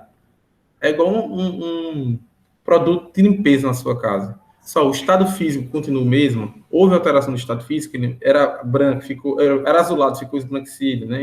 Esbranquiçado, perdão. Era um grão, virou um visgo, né? Então, um grão meio visguento, é tipo um açúcar, começou a derreter, aí você joga fora. Mas se tiver com a mesma condição, né? Mesmo estado físico, a gente usa de boa aqui no laboratório e sempre dá certo, tá? Obviamente que não é o correto, mas em universidades públicas pobres, né, como nós vivemos, é meio complicado você trabalhar com pesquisa sem estar dentro do seu bolso. Tá, então como é que acontece esse equilíbrio do nutriente entre o solo e a planta, tá? Então eu tenho a nutriente que já está no solo, eu tenho via adubo, o adubo que é lixiviado, tanto da parte mineral quanto do adubo que eu adsorvo, né, que eu jogo no solo, nutriente que é retido na fase sólida, que isso aqui vai depender da sua mineralogia. Então, como eu falei para vocês, não é porque um solo é rico quimicamente que ele vai ser rico fertilmente. Então, às vezes eu tenho um solo que a rocha matriz, ela quimicamente é mais pobre, mas a nível de fertilidade ela é mais disponível. É uma rocha que é mais fácil de intemperizar se tornar da ação do intemperismo, e ela consegue ser mais disponível para vegetal do que uma que é mais rica quimicamente, tá? E, por fim, nutrientes absorvidos pela planta. Então, esses 4 fatores é que vão determinar o equilíbrio entre a nutriente e o solo, né? E vai estar essa parte do nutriente do solo e a planta, essa relação solo-planta. Aí, lembrando que existem outras relações, como o sistema solo-água-planta, ar, solo, água, planta. Aqui é só a parte nutricional, que obviamente depende da água, porque a água é o fator de absorção primordial do nutriente, né? O nutriente, ele entra no vegetal junto com a água. Então, quais são os principais fatores que influenciam a adubação? O primeiro deles é o conhecimento. Você vai ter que estudar sobre o elemento, sobre a cultura, sobre os fatores de toxicidade, sobre os fatores de deficiência, elementos que são benéficos, tudo aquilo que eu comentei com vocês, que vão determinar o que é preciso saber sobre cada cultura, tá? E, além disso, existem os elementos que são compatíveis, eles são limitados e são incompatíveis. É quase que aquela questão de sinergismo. Tem elementos que são sinérgicos, tem elementos que são antagônicos, tem elementos que eles competem entre si, né? Então, tem uma lista dos principais aqui, e muitos deles eu estou começando a trazer para vocês também, já no conceito de quem quiser seguir um caminho para a agroecologia, de formas menos, né, de cultivos menos removíveis de solo, aquela coisa toda. Então, tem os adubos orgânicos, eles são quase que compatíveis com todas as misturas, os nitratos, né, de potássio, de sódio, nitrocálcio, que está começando a chegar aqui no Brasil, assim, comercialmente, né, as pessoas tinham que fazer isso, hoje em dia está chegando comercialmente. Aí vamos chegar aqui nos que nós comentamos na última aula, que é o MAPA, né, que é o MAP e o DAP, que são compostos de fósforo, né, e alguns deles estão concorrendo diretamente com o B4, né? Particularmente eu vejo muito potencial no B4, mas eu vejo que tem a questão do tempo de mineralização, né? Esses aqui são todos rapidamente mineralizáveis, tá? Então, eu quero que vocês depois vejam com calma, quem tiver interesse, né? E vejam aí o grau de compatibilidade.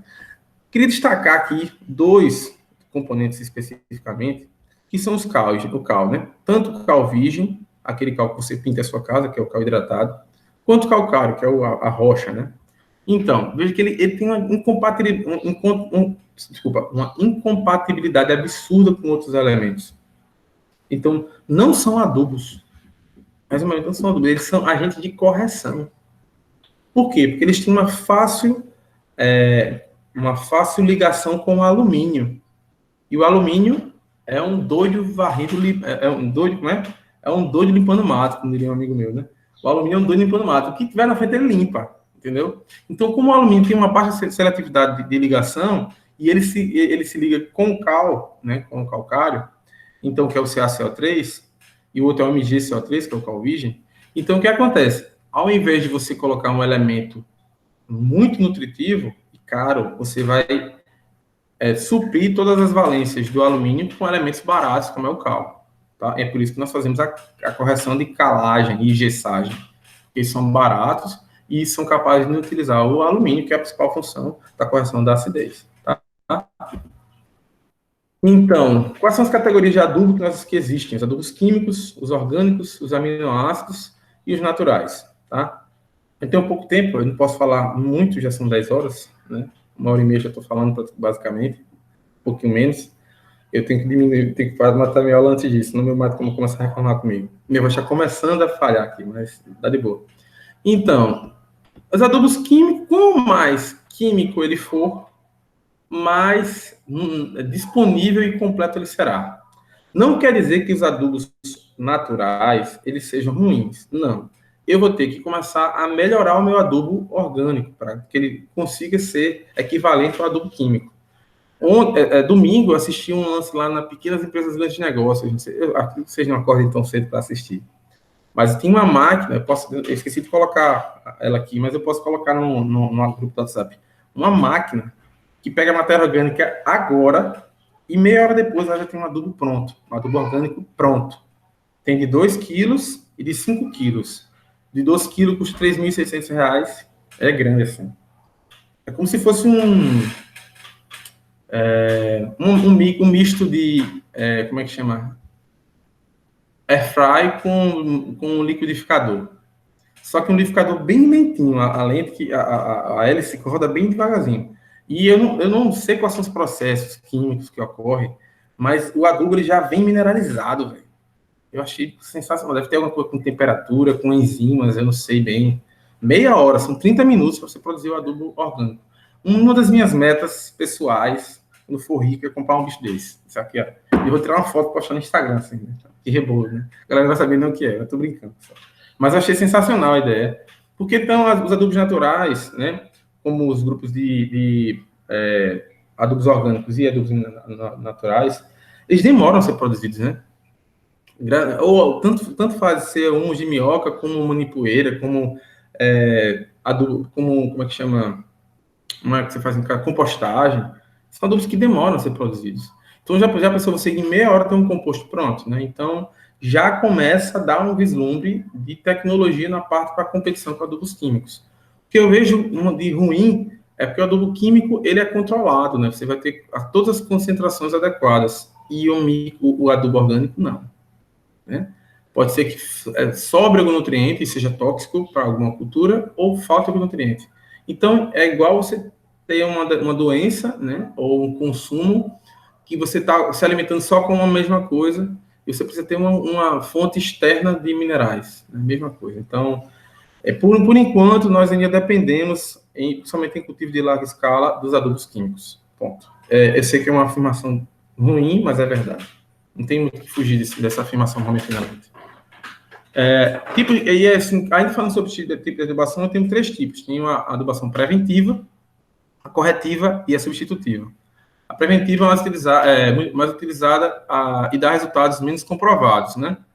Então, todo mundo faz a preventiva durante o plantio. Eu tenho um plantio de fundação e durante o meu plantio eu faço uma adubação preventiva para evitar deficiências, possíveis deficiências. Normalmente a gente faz antes do inverno, né? Isso, inclusive, eu já fiz muito isso também, tanto em cana como eucalipto, e de fato dá resultado, tá? Isso aqui foi uma matéria que eu preparei para um curso do Senar, né? E tem algumas culturas, né, que são agrícolas, tá? E algumas delas, como o caso elas são protetivas, né? Preventivas e protetivas. Elas servem para, um exemplo, como a cultura do boro, né? E do couve-flor, do brócolis, que você aduba com cloreto e potássio para prevenir danos causados com as geadas. Então, o que acontece? O cloreto, ele tem uma grande compatibilidade com a água, então ele vai diminuir o potencial hídrico e, obviamente, vai auxiliar o ajustamento osmótico, então vai ter sempre água dentro da planta. E o potássio para abertura e fechamento dos estômatos. Com mais potássio, mais habilidade vegetal em abrir e fechar estômatos. Então, fazendo essa troca, o fechamento estomático faz com que a planta aqueça, ela fique mais aquecida por dentro e ela sofra menos com os efeitos das geadas. Um exemplo típico é se você pegar alguma coisa e passar por cima da sua pele, por exemplo, eu não suporto, mas hidratante, protetor solar, repelente, dependendo do tipo. Se eu colocar agora, cara, 10 minutos depois eu tô morrendo de calor, porque ele tapa os poros, ele diminui as trocas gasosas. O mesmo princípio. Desculpa, pessoal. O mesmo princípio do fechamento de tomate com potássio. Tá chegando minha hora. Desculpa. O meu limite são 2 horas de aula. Então, tô próximo, vamos lá. Adubação corretiva. Então, a aplicação de nutrientes para corrigir uma ou mais deficiências nutricionais em um determinado momento da cultura. É mais comum em culturas perenes, por exemplo, como eu falei, cana, que eu já trabalhei um pouco profissionalmente, assim, cultivando. Nunca gostei, mas cultivava pelo dinheiro, né? Na minha terra era muito, muito comum. E eucalipto. É incrível como eles são responsivos. Você coloca o adubo, dá uma regadinha, dá umas 2 lâminas de salvação, o verde vem com muita força em uma semana, sabe? 15 dias, estourando. É absurdo o negócio. E se você tiver grana para comprar adubo foliar, e na verdade o cara não é nem o adubo, é a aplicação, né?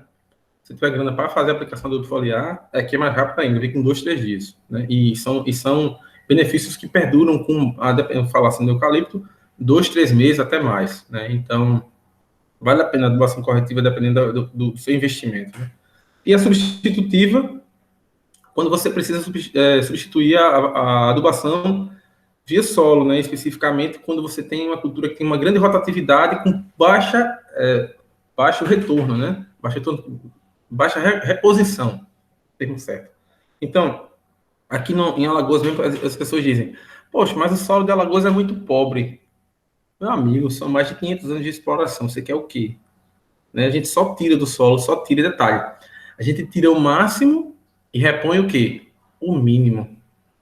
A lei do Liebig é sensacional, para bom e para ruim. Tá? Para o lado positivo, para você entender a fisiologia do vegetal, e para ruim, para a ecologia. Imagina que você tinha lá no solo, sei lá, 5.000 micromols de nitrogênio por quilo. Aí a cultura vem e tira 800. Aí tu não repõe nada, porque o solo está muito rico. Quando, vamos exemplo, a cultura mínima é 1.000, até daqueles 5.000, até chegar no 1.000, o agricultor não vai repor. É uma sacanagem grande, né? Então, para o ecossistema, tá? Para nível do ecossistema. Então, porque nós temos a cultura de sempre repor o mínimo. E aí chega um momento que nós temos que pensar. A nível de produção, sim, mas a nível de ecossistema, jamais. Tá? A gente tem que começar a repensar esse tipo também E é o princípio, por exemplo, das agroflorestas, né? É você sempre fazer uma composição contínua para que haja uma composição contínua e não precise de adubo inorgânico. Tá? Sempre o adubo vai ser reposto paulatinamente com um processo de revolvimento mínimo do solo. Tá? Ainda tem a adubação complementar, que é muito no caso de culturas que têm uma elevada necessidade de alguma coisa, né?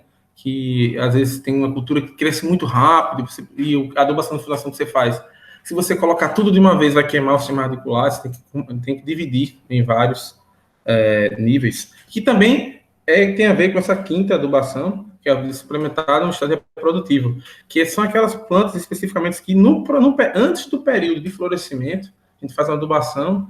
As citros têm muito disso, grãos têm muito disso, né?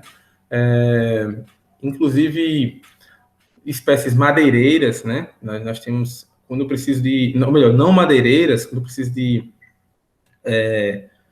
látex, né? Resina, frutos, né? Apesar de ser florestais. O que mais? Ô, professor. Oi. Esse adubação suplementar no estágio é estágio ou é estádio mesmo? É estádio. Estádio tá correto, tá? Tá bem, obrigado. Mas é um termo do latim que foi como é que eu vou dizer? Adsorvido ao nosso meio popular. Existe um estádio de crescimento, é um estádio fenológico. Tudo que é relativo à fenologia, nós tratamos como estádio. Tá? Estádio de crescimento, na verdade, é estadium, né? O M no final. Então, o termo do latim que foi incorporado ao nosso português. Mas é a primeira vez que eu estou vendo isso. Mas não está correto. É a mesma coisa de alongação e elongação, né? São termos sinônimos, mas que têm um cunho de onde veio os primeiros estudos. Mas o estádio de crescimento está correto. Inclusive, é tanto que existe nós chamamos de stand. O stand é o porte de crescimento que está relativo ao estádio. É mais para gramínea, então usa isso aqui na florestal. Mas o stand, né? O stand de capital, como é que está o stand, né? Que é relativo ao estado de crescimento, o estado fenológico, tá? E aí tem a questão de macros e micros, né? Isso aqui é definição de que nós já falamos algumas coisas sobre eles, né? Isso aqui já foi comentado. Isso aqui sim, como essa parte de sintomatologia. Por si só, já poderia resumir, como eu estou com um pouco tempo, não de disciplina, tenho até meio-dia, né? Hoje é até meio-dia, mas já são 10h16, eu só posso falar 2 horas e um pouquinho. Eu vou tentar passar isso aqui com bastante rapidez, então quem quiser depois pode olhar, tá? Pode olhar aí o material, vai ter tanto material desse, como vai ter uma apostila grande falando sobre isso aqui também. Então, depois você lê, tá? Então, o carbono, hidrogênio e oxigênio, não falamos, via de regra a gente não fala porque são elementos componentes, né? Então, todos os outros macros e micros, então, NPK, cálcio, magnésio e enxofre. Então, até aqui, ó, são os macros e começam os micros. Então, ó, B, C, C, F, M, Z. Vê se tenta não esquecer, tá? Ó, B, C, C, F, M, Z. Isso aí é um bizu para você tentar lembrar. Eu poderia passar aqui de um por um, macros e micros, né? E aí eu vou fazer o seguinte, vou focar em uma outra coisa. Eu vou gravar um vídeo extra, tá? Falando só sobre essas deficiências e estomatologia, tá certo? Eu vou falar com calma, gravo à noite, com calma, que minha garganta vai estar melhor, eu consigo falar de boa, tá? Então eu me comprometo em dividir essa aula em duas, e eu vou falar sobre essas questões de sintomatologias dos macros e micros, que são só dos macros, tem nitrogênio, tem os efeitos aqui, eu vou falar com calma depois, tá? Como é que é um sintoma visual, né? O que acontece, né? Deixa eu passar aqui. Eu vou me comprometer, tem um material grande, né? Essa apresentação tem 121 slides, mas eu não vou falar os 121, né? Tem muitos que eu tô tendo. Só se a turma quiser que eu fale também sobre a adubação foliar, né? Porque tem um método só de adubação foliar aqui, não é o caso. Então, eu selecionei alguns, então eu vou pular, tá? E vou falar para completar meu tempo aqui, para não ficar debitado, que já tem outra aula. Eu passar aqui um pouquinho. Tá, a partir daqui. Então, tem essas deficiências de macros e micros, eu vou falar até o Z, vou falar do zinco também, tá? Vou parar aqui, vou gravar um outro vídeo só sobre isso. E aí eu comecei na próxima aula especificamente, eu vou falar um pouco sobre experimentação, sobre esses três, né? Sobre o nitrogênio, fósforo e potássio, sobre estresse hídrico, salino nutricional, que aqui cabe nutricional, depois vem o fitorremediação, ou eu passo logo para a fitorremediação e depois eu faço uma aula extra só com os efeitos, tá? Sobre todos, avaliação e efeitos. Isso aqui é um capítulo da minha tese, que eu trabalhei com como é que se avalia, como é que se de fato avalia o estresse nutricional em plantas. Isso aqui é um experimento da minha tese, né? Foi um dos ensaios. Trabalhei com jatobá, que sempre foi a minha corbaril, que sempre foi a minha planta do coração. E aqui eu tenho efeitos muito legais, visuais diferentes em função dos macros que eu trabalhei, né? Foi o primeiro experimento, eu trabalhei com NPK só. E depois eu trabalhei com os 6 macros. Então, NPK, cálcio, magnésio e enxofre. E outras espécies, não mais eu trabalhei com sabiá, trabalhei com lúpulos albos, trabalhei com louro, trabalhei com erva mate, né? E eu trabalhei com outras espécies com os 6 macros de uma vez só, e os efeitos são sensacionais. Então, o que eu fiz? Eu fiz uma supressão de NPK, tá? Presta atenção aí. Então, o objetivo era avaliar os efeitos da supressão hídrica. Só da omissão de NPK, tá? A omissão de NPK, esqueça a supressão hídrica e salinidade. Esse é o objetivo geral da minha tese. Eu não percebi que veio também a parte de hídrico e salinidade. Então, só a omissão de NPK no comportamento fisiológico do sabiá. Então, foi feito lá em Recife, na Rural. Só que vocês já viram a Rural. Isso aqui é um avião, né? Quem já viu como é o desenho da Rural. É um avião aqui tem um campo de futebol. Entrando aqui do lado da biblioteca, você vai ter o laboratório onde eu ficava, que é o laboratório de fisiologia vegetal, e eu brinquei aqui bastante com fisiologia. Então, eu escarifiquei com ácido sulfúrico nesse semente, fiz o plantio lá bonitinho, e aí o processo Então, estou mostrando todo o processo, vocês entendam como é que, de fato, é factível, né? Então, eu semeei em bandejas, depois isso aqui com areia lavada. Então, aqui eu tenho lá os meus eófilos, né? Tem os eófilos com as primeiras folhas permanentes saindo. Então, até daqui para baixo eu tenho o epicóto, daqui para cima eu tenho o caule normal. E aqui tem minhas folhas, né? Os meus pares de folhas. E perceba que é uma planta que ela dorme, né? Ela dorme quando não tem luz ou quando está sob estresse. Então, como tem um excesso de água aqui, eu estou lavando o sistema radicular, ou isso aqui também, isso aqui foi feito à noite. Então, o transplantio é sempre feito nas horas mais frias do dia. Ou pela manhã, ou à noite. Eu prefiro fazer à noite, tardezinha, umas 5, 6 horas, que ela passa mais tempo antes de pegar outro ciclo de sol. E aqui essa luz é externa, é uma luz da vegetação, ela tem luz, né? Ela tem uma luz e as fósforas são tiradas com luz artificial, tá? Então, por isso que elas estão dormindo já, por conta da luz. O eófilo capta a luz. Então, a gente lavava o sistema radicular, fazia o comprimento, né, e peso dela, depois fazia o transplantio, também com areia lavada. E aí elas ficaram, isso aqui foi feito 30 dias após a semeadura, a gente fazia o procedimento normal de crescimento. E é muito legal falar de jatobá, porque tá vendo o caule aqui, ele é grossinho no início, tá vendo? Ele é bem grossinho a base do caule aqui. E depois de um mês e meio ele começa a afinar. Ele começa a afinar e esticar. É uma doideira do caramba. Isso acontece em algumas espécies das fabáceas, né? O jatobá é uma delas. Enfim, foi feito com 6 quilos de areia lavada e tal. Então, nesse caso aqui também usei escarificação. Com ácido fúrico foi feito outro. Esse aqui eu usei também com a lixa de 36, né? Para fazer o contrário ao hilo. E nesse caso especificamente eu usei areia lavada 9 quilos no saco, com solução nutritiva completa. Então, veja, foi feita 30 dias, a aclimatação de mais 30 dias. E depois começou a solução de Hoagland e Arnold, que eu vou mostrar, acho que é agora. Vou mostrar agora. Então, como é que ficou? Eu trabalhei com solução nutritiva completa, eu vou mostrar ela já, aquela de Hoagland, a 2. Eu trabalhei com a solução nutritiva completa menos nitrogênio, a solução nutritiva completa menos o fósforo e outra solução menos o potássio. Então, era a solução nutritiva com todos os elementos, depois eu só suprimia, eu só omitia o que eu queria, tá? E aí estava a composição, tá vendo? Veja que tem elementos aqui, que eu só tenho alguns, tá vendo? Isso aqui é uma solução 2, a solução que eu chamo de solução estoque. Então, eu pegava lá esses elementos, nitrato de potássio, nitrato de cálcio, sulfato de magnésio, para fazer a completa. Na solução que tinha nitrogênio, tudo que tiver nitrogênio aqui vai ser eliminado, tá vendo? Tudo. Mas, professor, mas tinha aqui o nitrato de potássio. Esse nitrogênio do nitrato de potássio não faz ação fisiológica na síntese de clorofila, tá? Ele está tão ligado com o cálcio que ele não atua como agente de nutrição. Pode perceber que todos os outros que têm nitrogênio não entram, tá? Não entram. Da mesma coisa do fósforo. Onde tiver fósforo aqui na solução, ó, tem fósforo, não entra. E aí, mesma coisa do potássio, tá? Então, eu faço a supressão dos elementos para ficar todos os macros e micros, que são suficientes, menos aquele elemento específico, tá? E aí eu começo a fazer.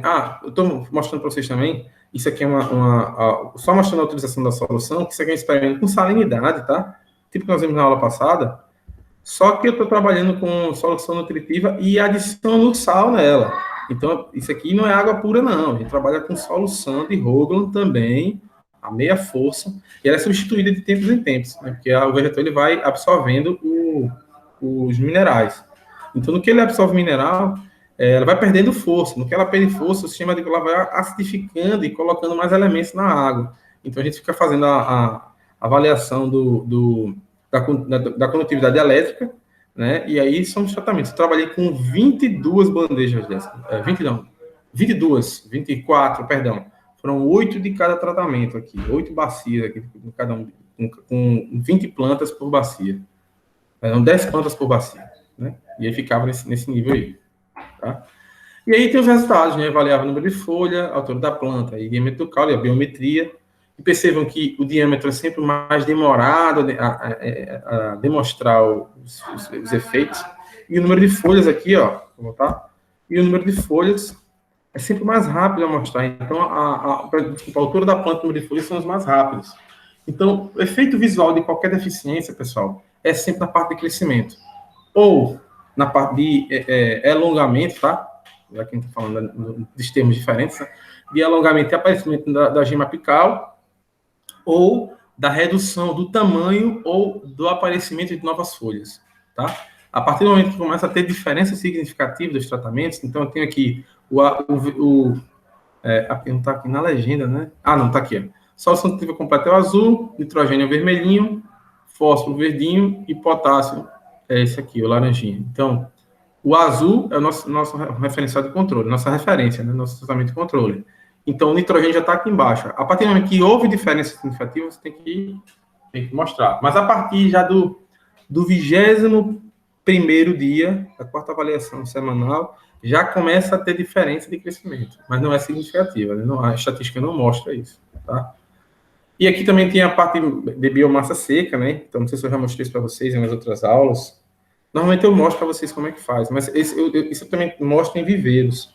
Aí, às vezes, eu evito mostrar aqui na disciplina, mas se vocês quiserem, eu posso mostrar como é que faz esses cálculos de biomassa seca da folha, do caule, da raiz, matéria seca total, relação raiz-parte aérea aqui, relação raiz-parte aérea, e alocação de biomassa, né? Na folha, no caule e na raiz.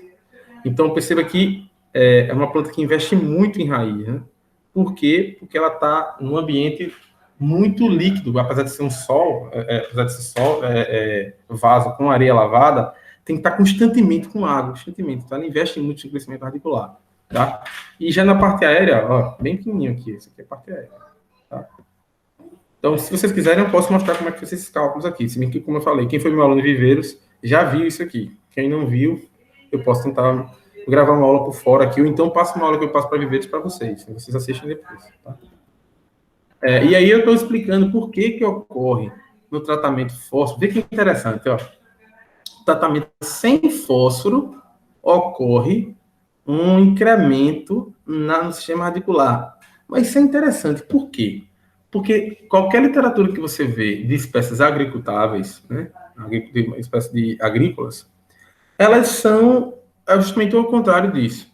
Diz que o sistema radicular ele é diretamente afetado pela ausência de fósforo. Tá? Por quê? Porque a raiz ela cresce em direção do fósforo. Então, muitas vezes ela vai em busca de água e nutrientes. E o principal nutriente que é imóvel no solo é o fósforo. E aqui deu justamente o contrário. A gente foi ver na literatura e tal. Por quê?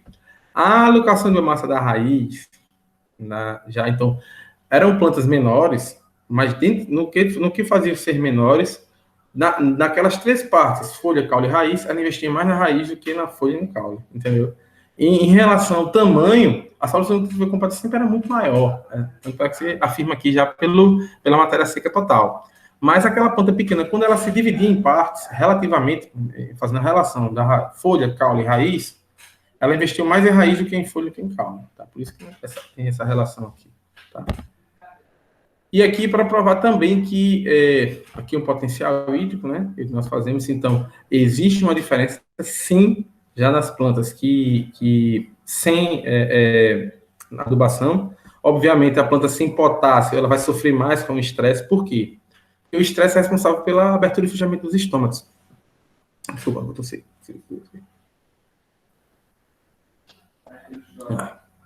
Desculpa. Então, ela é responsável pela abertura e fechamento dos estômagos. Então, na planta que ela tem, aqui, ó, o solução nutritiva completa, ela sofre também, porque aqui é meio-dia, né? Meio-dia até manhã, aqui 4 horas da manhã, 3 horas da manhã. Então, ela quase não sofre durante o dia, porque ela aqui está sem sol. A partir do momento que tem sol, a planta, ela reage. Já a planta que ela está sem potássio, ela sofre pra caramba, porque ela não tem controle dos estômagos, ela perde mais água e ela sofre mais ação do estresse hídrico meio-dia. Se bem que esse estudo não tem nada a ver com estresse hídrico, tá? Mas, ou seja, a ausência de potássio deixa a planta mais suscetível ao estresse hídrico, resumidamente, tá? E são informações interessantes para quem é viverista, quem trabalha assim. E aqui a parte de fotossíntese líquida, né? A parte de trocas gasosas, perdão, que é fotossíntese, transpiração, a concentração interna de CO2, condução sistomática, a CI eficiência de carboxilação, eficiência do uso da água, temperatura foliar e eficiência intrínseca do uso da água. Então, eu tenho várias variáveis aqui que nós pegamos com o IRGA, e em todas elas o nitrogênio se lasca. Todas elas se lascam. Por quê? Esse professor, mas aqui está maior. Maior concentração interna de CO2. Sabe o que significa isso? Fechamento estomático.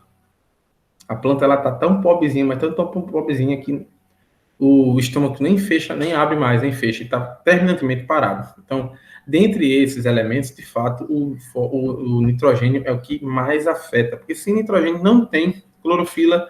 Sem clorofila não tem fotossíntese, sem fotossíntese não tem crescimento, não tem sobrevivência.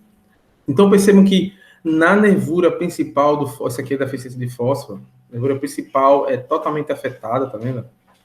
Então, tem clorose. Na planta de... Deixa eu ver se tem mais foto aqui. Aqui, ó. Então, aqui, ó. Aqui nitrogênio, aqui fósforo, D, e aqui... Não, nitrogênio, fósforo, essa assim, não coloquei aqui embaixo. Mas esse aqui também é potássio, tá? Então, olha como fica a clorose da ausência de nitrogênio. Porque não tem clorofila, né? A principal molécula o principal elemento de formação de clorofila é o nitrogênio. São 4 moléculas de nitrogênio com uma de magnésio no meio, para fazer uma cabeça da clorofila. Então, sem nitrogênio não tem clorofila, a planta fica clorótica, né?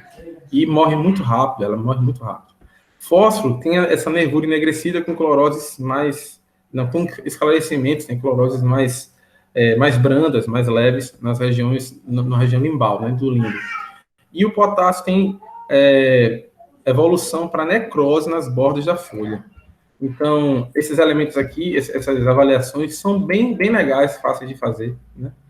Aqui eu tenho a bioquímica, então nós fizemos prolina, proteína e carboidrato, e sempre a prolina é indicativa, né? Agora, é interessante que na planta que ela está mais estressada, no potássio e fósforo, ela tende a aumentar. Na folha, na raiz, né, tem um aumento da proteína, tá vendo? Ó? E tem uma diminuição drástica da prolina, ou seja, ela não está fazendo proteólise, que era o tradicional que a gente estuda, né? Então, aqui, ó, isso é em relação à folha, então ela consumiu, veja, isso aqui é uma planta controle, isso aqui é como se fosse a controle. Ela consumiu a sua proteína para produzir aminoácidos. Dentre esses aminoácidos, a prolina, tá? Que é um indicador de ambiente de estresse.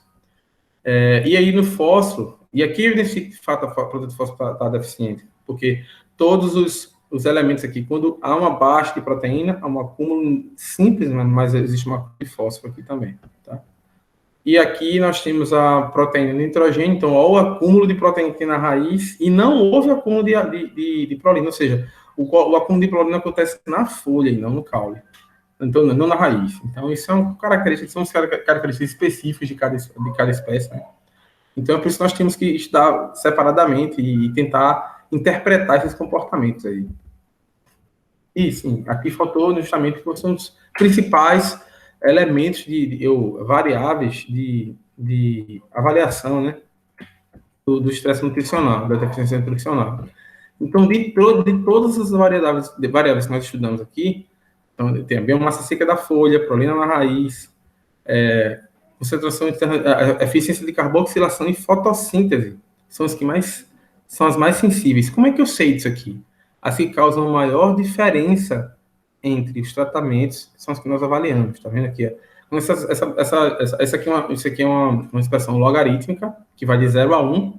Então, qualquer valor acima de 0,2 já é um valor diferente. Então, esses valores aqui de nitrogênio são sempre menores. A planta de nitrogênio sempre está... E a planta de potássio aqui sempre está mais próxima à planta controle, ou seja, a planta ela tem uma menor sensibilidade ao potássio do que os outros elementos, né? A planta ela sofre menos com o potássio, porque o potássio ele é menos ativo que o nitrogênio e que o fósforo. Tanto que quando nós vamos ver aqui, ó, isso aqui são as que estão vendo mais enegrecidos aqui, mais escurecidos, são as que não mostrei para vocês, tá? Tem aqui, ó, para finalizar a aula, eu vou voltar até para o começo, aqui, ó. O que é que se explica, então, essa necessidade, né? Ó. Aqui, ó. O nitrogênio tem 1000 micromols, o potássio só tem 250, tá? E o fósforo tem 60, mas o fósforo é mais ativo que o potássio, porque ele está diretamente ligado ao ATP, né? Outra coisa é o seguinte, existe uma teoria de que grande parte do fósforo que ele é absorvido, ele é volatilizado. Existem compostos voláteis que não são só o vapor d'água, existem compostos voláteis que são volatilizados pelo vegetal, que são extraídos pelo vegetal, tanto pela raiz quanto pelos poros, né? pelos estômatos e lenticelas. E dizem que muito do fósforo que é absorvido, ele é volatilizado. Teorias, né? Inclusive no processo de desidratação do vegetal, na estufa, há uma perda. E existe essa teoria, mas na matéria seca, o potássio, ele é o dobro, né, de concentração do fósforo, tá bom? Bem, pessoal, vou preparar um outro vídeo para vocês, só com a parte de sintomatologias, tá? Alguma dúvida? Que comece o bate-papo aí. Quer que eu mostre? Nenhuma dúvida. Não, professor. Ô, professor, eu tenho uma dúvida só Diga aí, a questão dos seminários. Eu tenho que escolher e comentar lá o artigo que eu vou querer, o assunto, é? Sim, você bota lá no próprio link da atividade, que eu já coloquei no Classroom, né? Você bota já lá, tá eu lá. quero tal tema, né? Quero tal tema. Tá Pronto, certo. só dizer isso. Tal tema e tal artigo, porque como tem muitos temas e muitos artigos, pode ser que uma pessoa queira o mesmo tema que você, mas use um outro artigo. Então, você tem que dizer, ó, eu quero tema tal, artigo tal. Aí você bota lá. Beleza? Quem quiser já pode até fazendo, viu? Já pode até fazer. Se não me engano, teve um pessoal da minha disciplina de Silvicultura que já fez. Né? E nem pagou a disciplina ainda. Né? Porque a minha disciplina é dividida, porque o Rafael, quando está com a AB1, eu fico com a AB2. E eu já coloquei o tema da AB2 lá, e o pessoal já começou a fazer os seminários, que metade anota o seminário e metade é uma prova. Né, deles lá, vocês são diferentes. E pronto, pessoal, vou falar um pouco das sintomatologias no próximo vídeo, tá? Espero que a apresentação está aqui. Alguém quer ter alguma dúvida, quer falar alguma coisa? Ô, professor, tirar só uma dúvida. Que eu tive um problema de internet, eu não sei se o senhor falou. E teve uma aula que eu não assisti. O senhor vai falar, ou já falou, de estresse mecânico? Ou não é interessante falar? Não, é interessante sim. Eu falo, na fitorremediação tem uma parte que fala de mecanicismo, que é em podas voluntárias, né, pelo vegetal, pela abscisão, ou por ação de algum elemento, né? Seja mecânico ou químico. E eu falo um pouco sobre mecanicismo. Lá eu vou falar. Porque, assim, o estresse mecânico não é estudado. A gente não estuda. O único estresse mecânico que eu vi ser estudado foi a importância da como é que chama? Das limpas. Não é poda, não. Tem um nomezinho que dá dos ramos laterais. Me ajuda aí, minha gente. Do eucalipto. Não é poda, não. A desrama, né? Eu já vi um trabalho que ele fala sobre a ação da desrama na fisiologia. É um tipo de poda, né? Agora, a nível de poda especificamente, é mais para culturas herbáceas, né? E para quem tiver interesse em cultivar, como é que chama? Aquelas árvores pequenininhas, estou tentando lembrar o nome, que eu já cultivei. Os bonsais. Que o bonsai você tem que fazer poda radicular e parte aérea, né? E aí é incrível como o vegetal ele sofre, né? Eu já cultivei algumas, as mais fáceis, a amora. A amora é mais fácil de todas, quem tiver interesse pode cultivar. Laranja, eu tive um caju, tive algumas. E é muito fácil fazer o cultivo, mas a poda, velho, é um mistério, né? A gente, pessoal, chama radicular, você tem que saber fazer.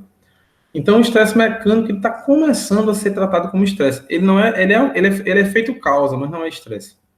Porque a planta não vai estar. Pode ser que uma planta passe a vida inteira sem passar por um estresse mecânico. Entendeu? E assim como o térmico. O térmico ele tá muito ligado ao hídrico. E aí a galera não está mais estudando o termo estresse térmico. Então, eles chamam de estresse combinado. Depois do estresse do fitorremediação, eu vou trazer os estresses combinados. Eu vou falar sobre eles, né? Ação do hídrico salino, hídrico nutricional, hídrico, como um afeta o outro. E aí, nesses estresses aí, eu comento rapidamente sobre estresse oxidativo, estresse mecânico e estresse térmico. Tá lá no meio, embutido. Beleza? Beleza? O senhor quer falar do experimento? Pois não.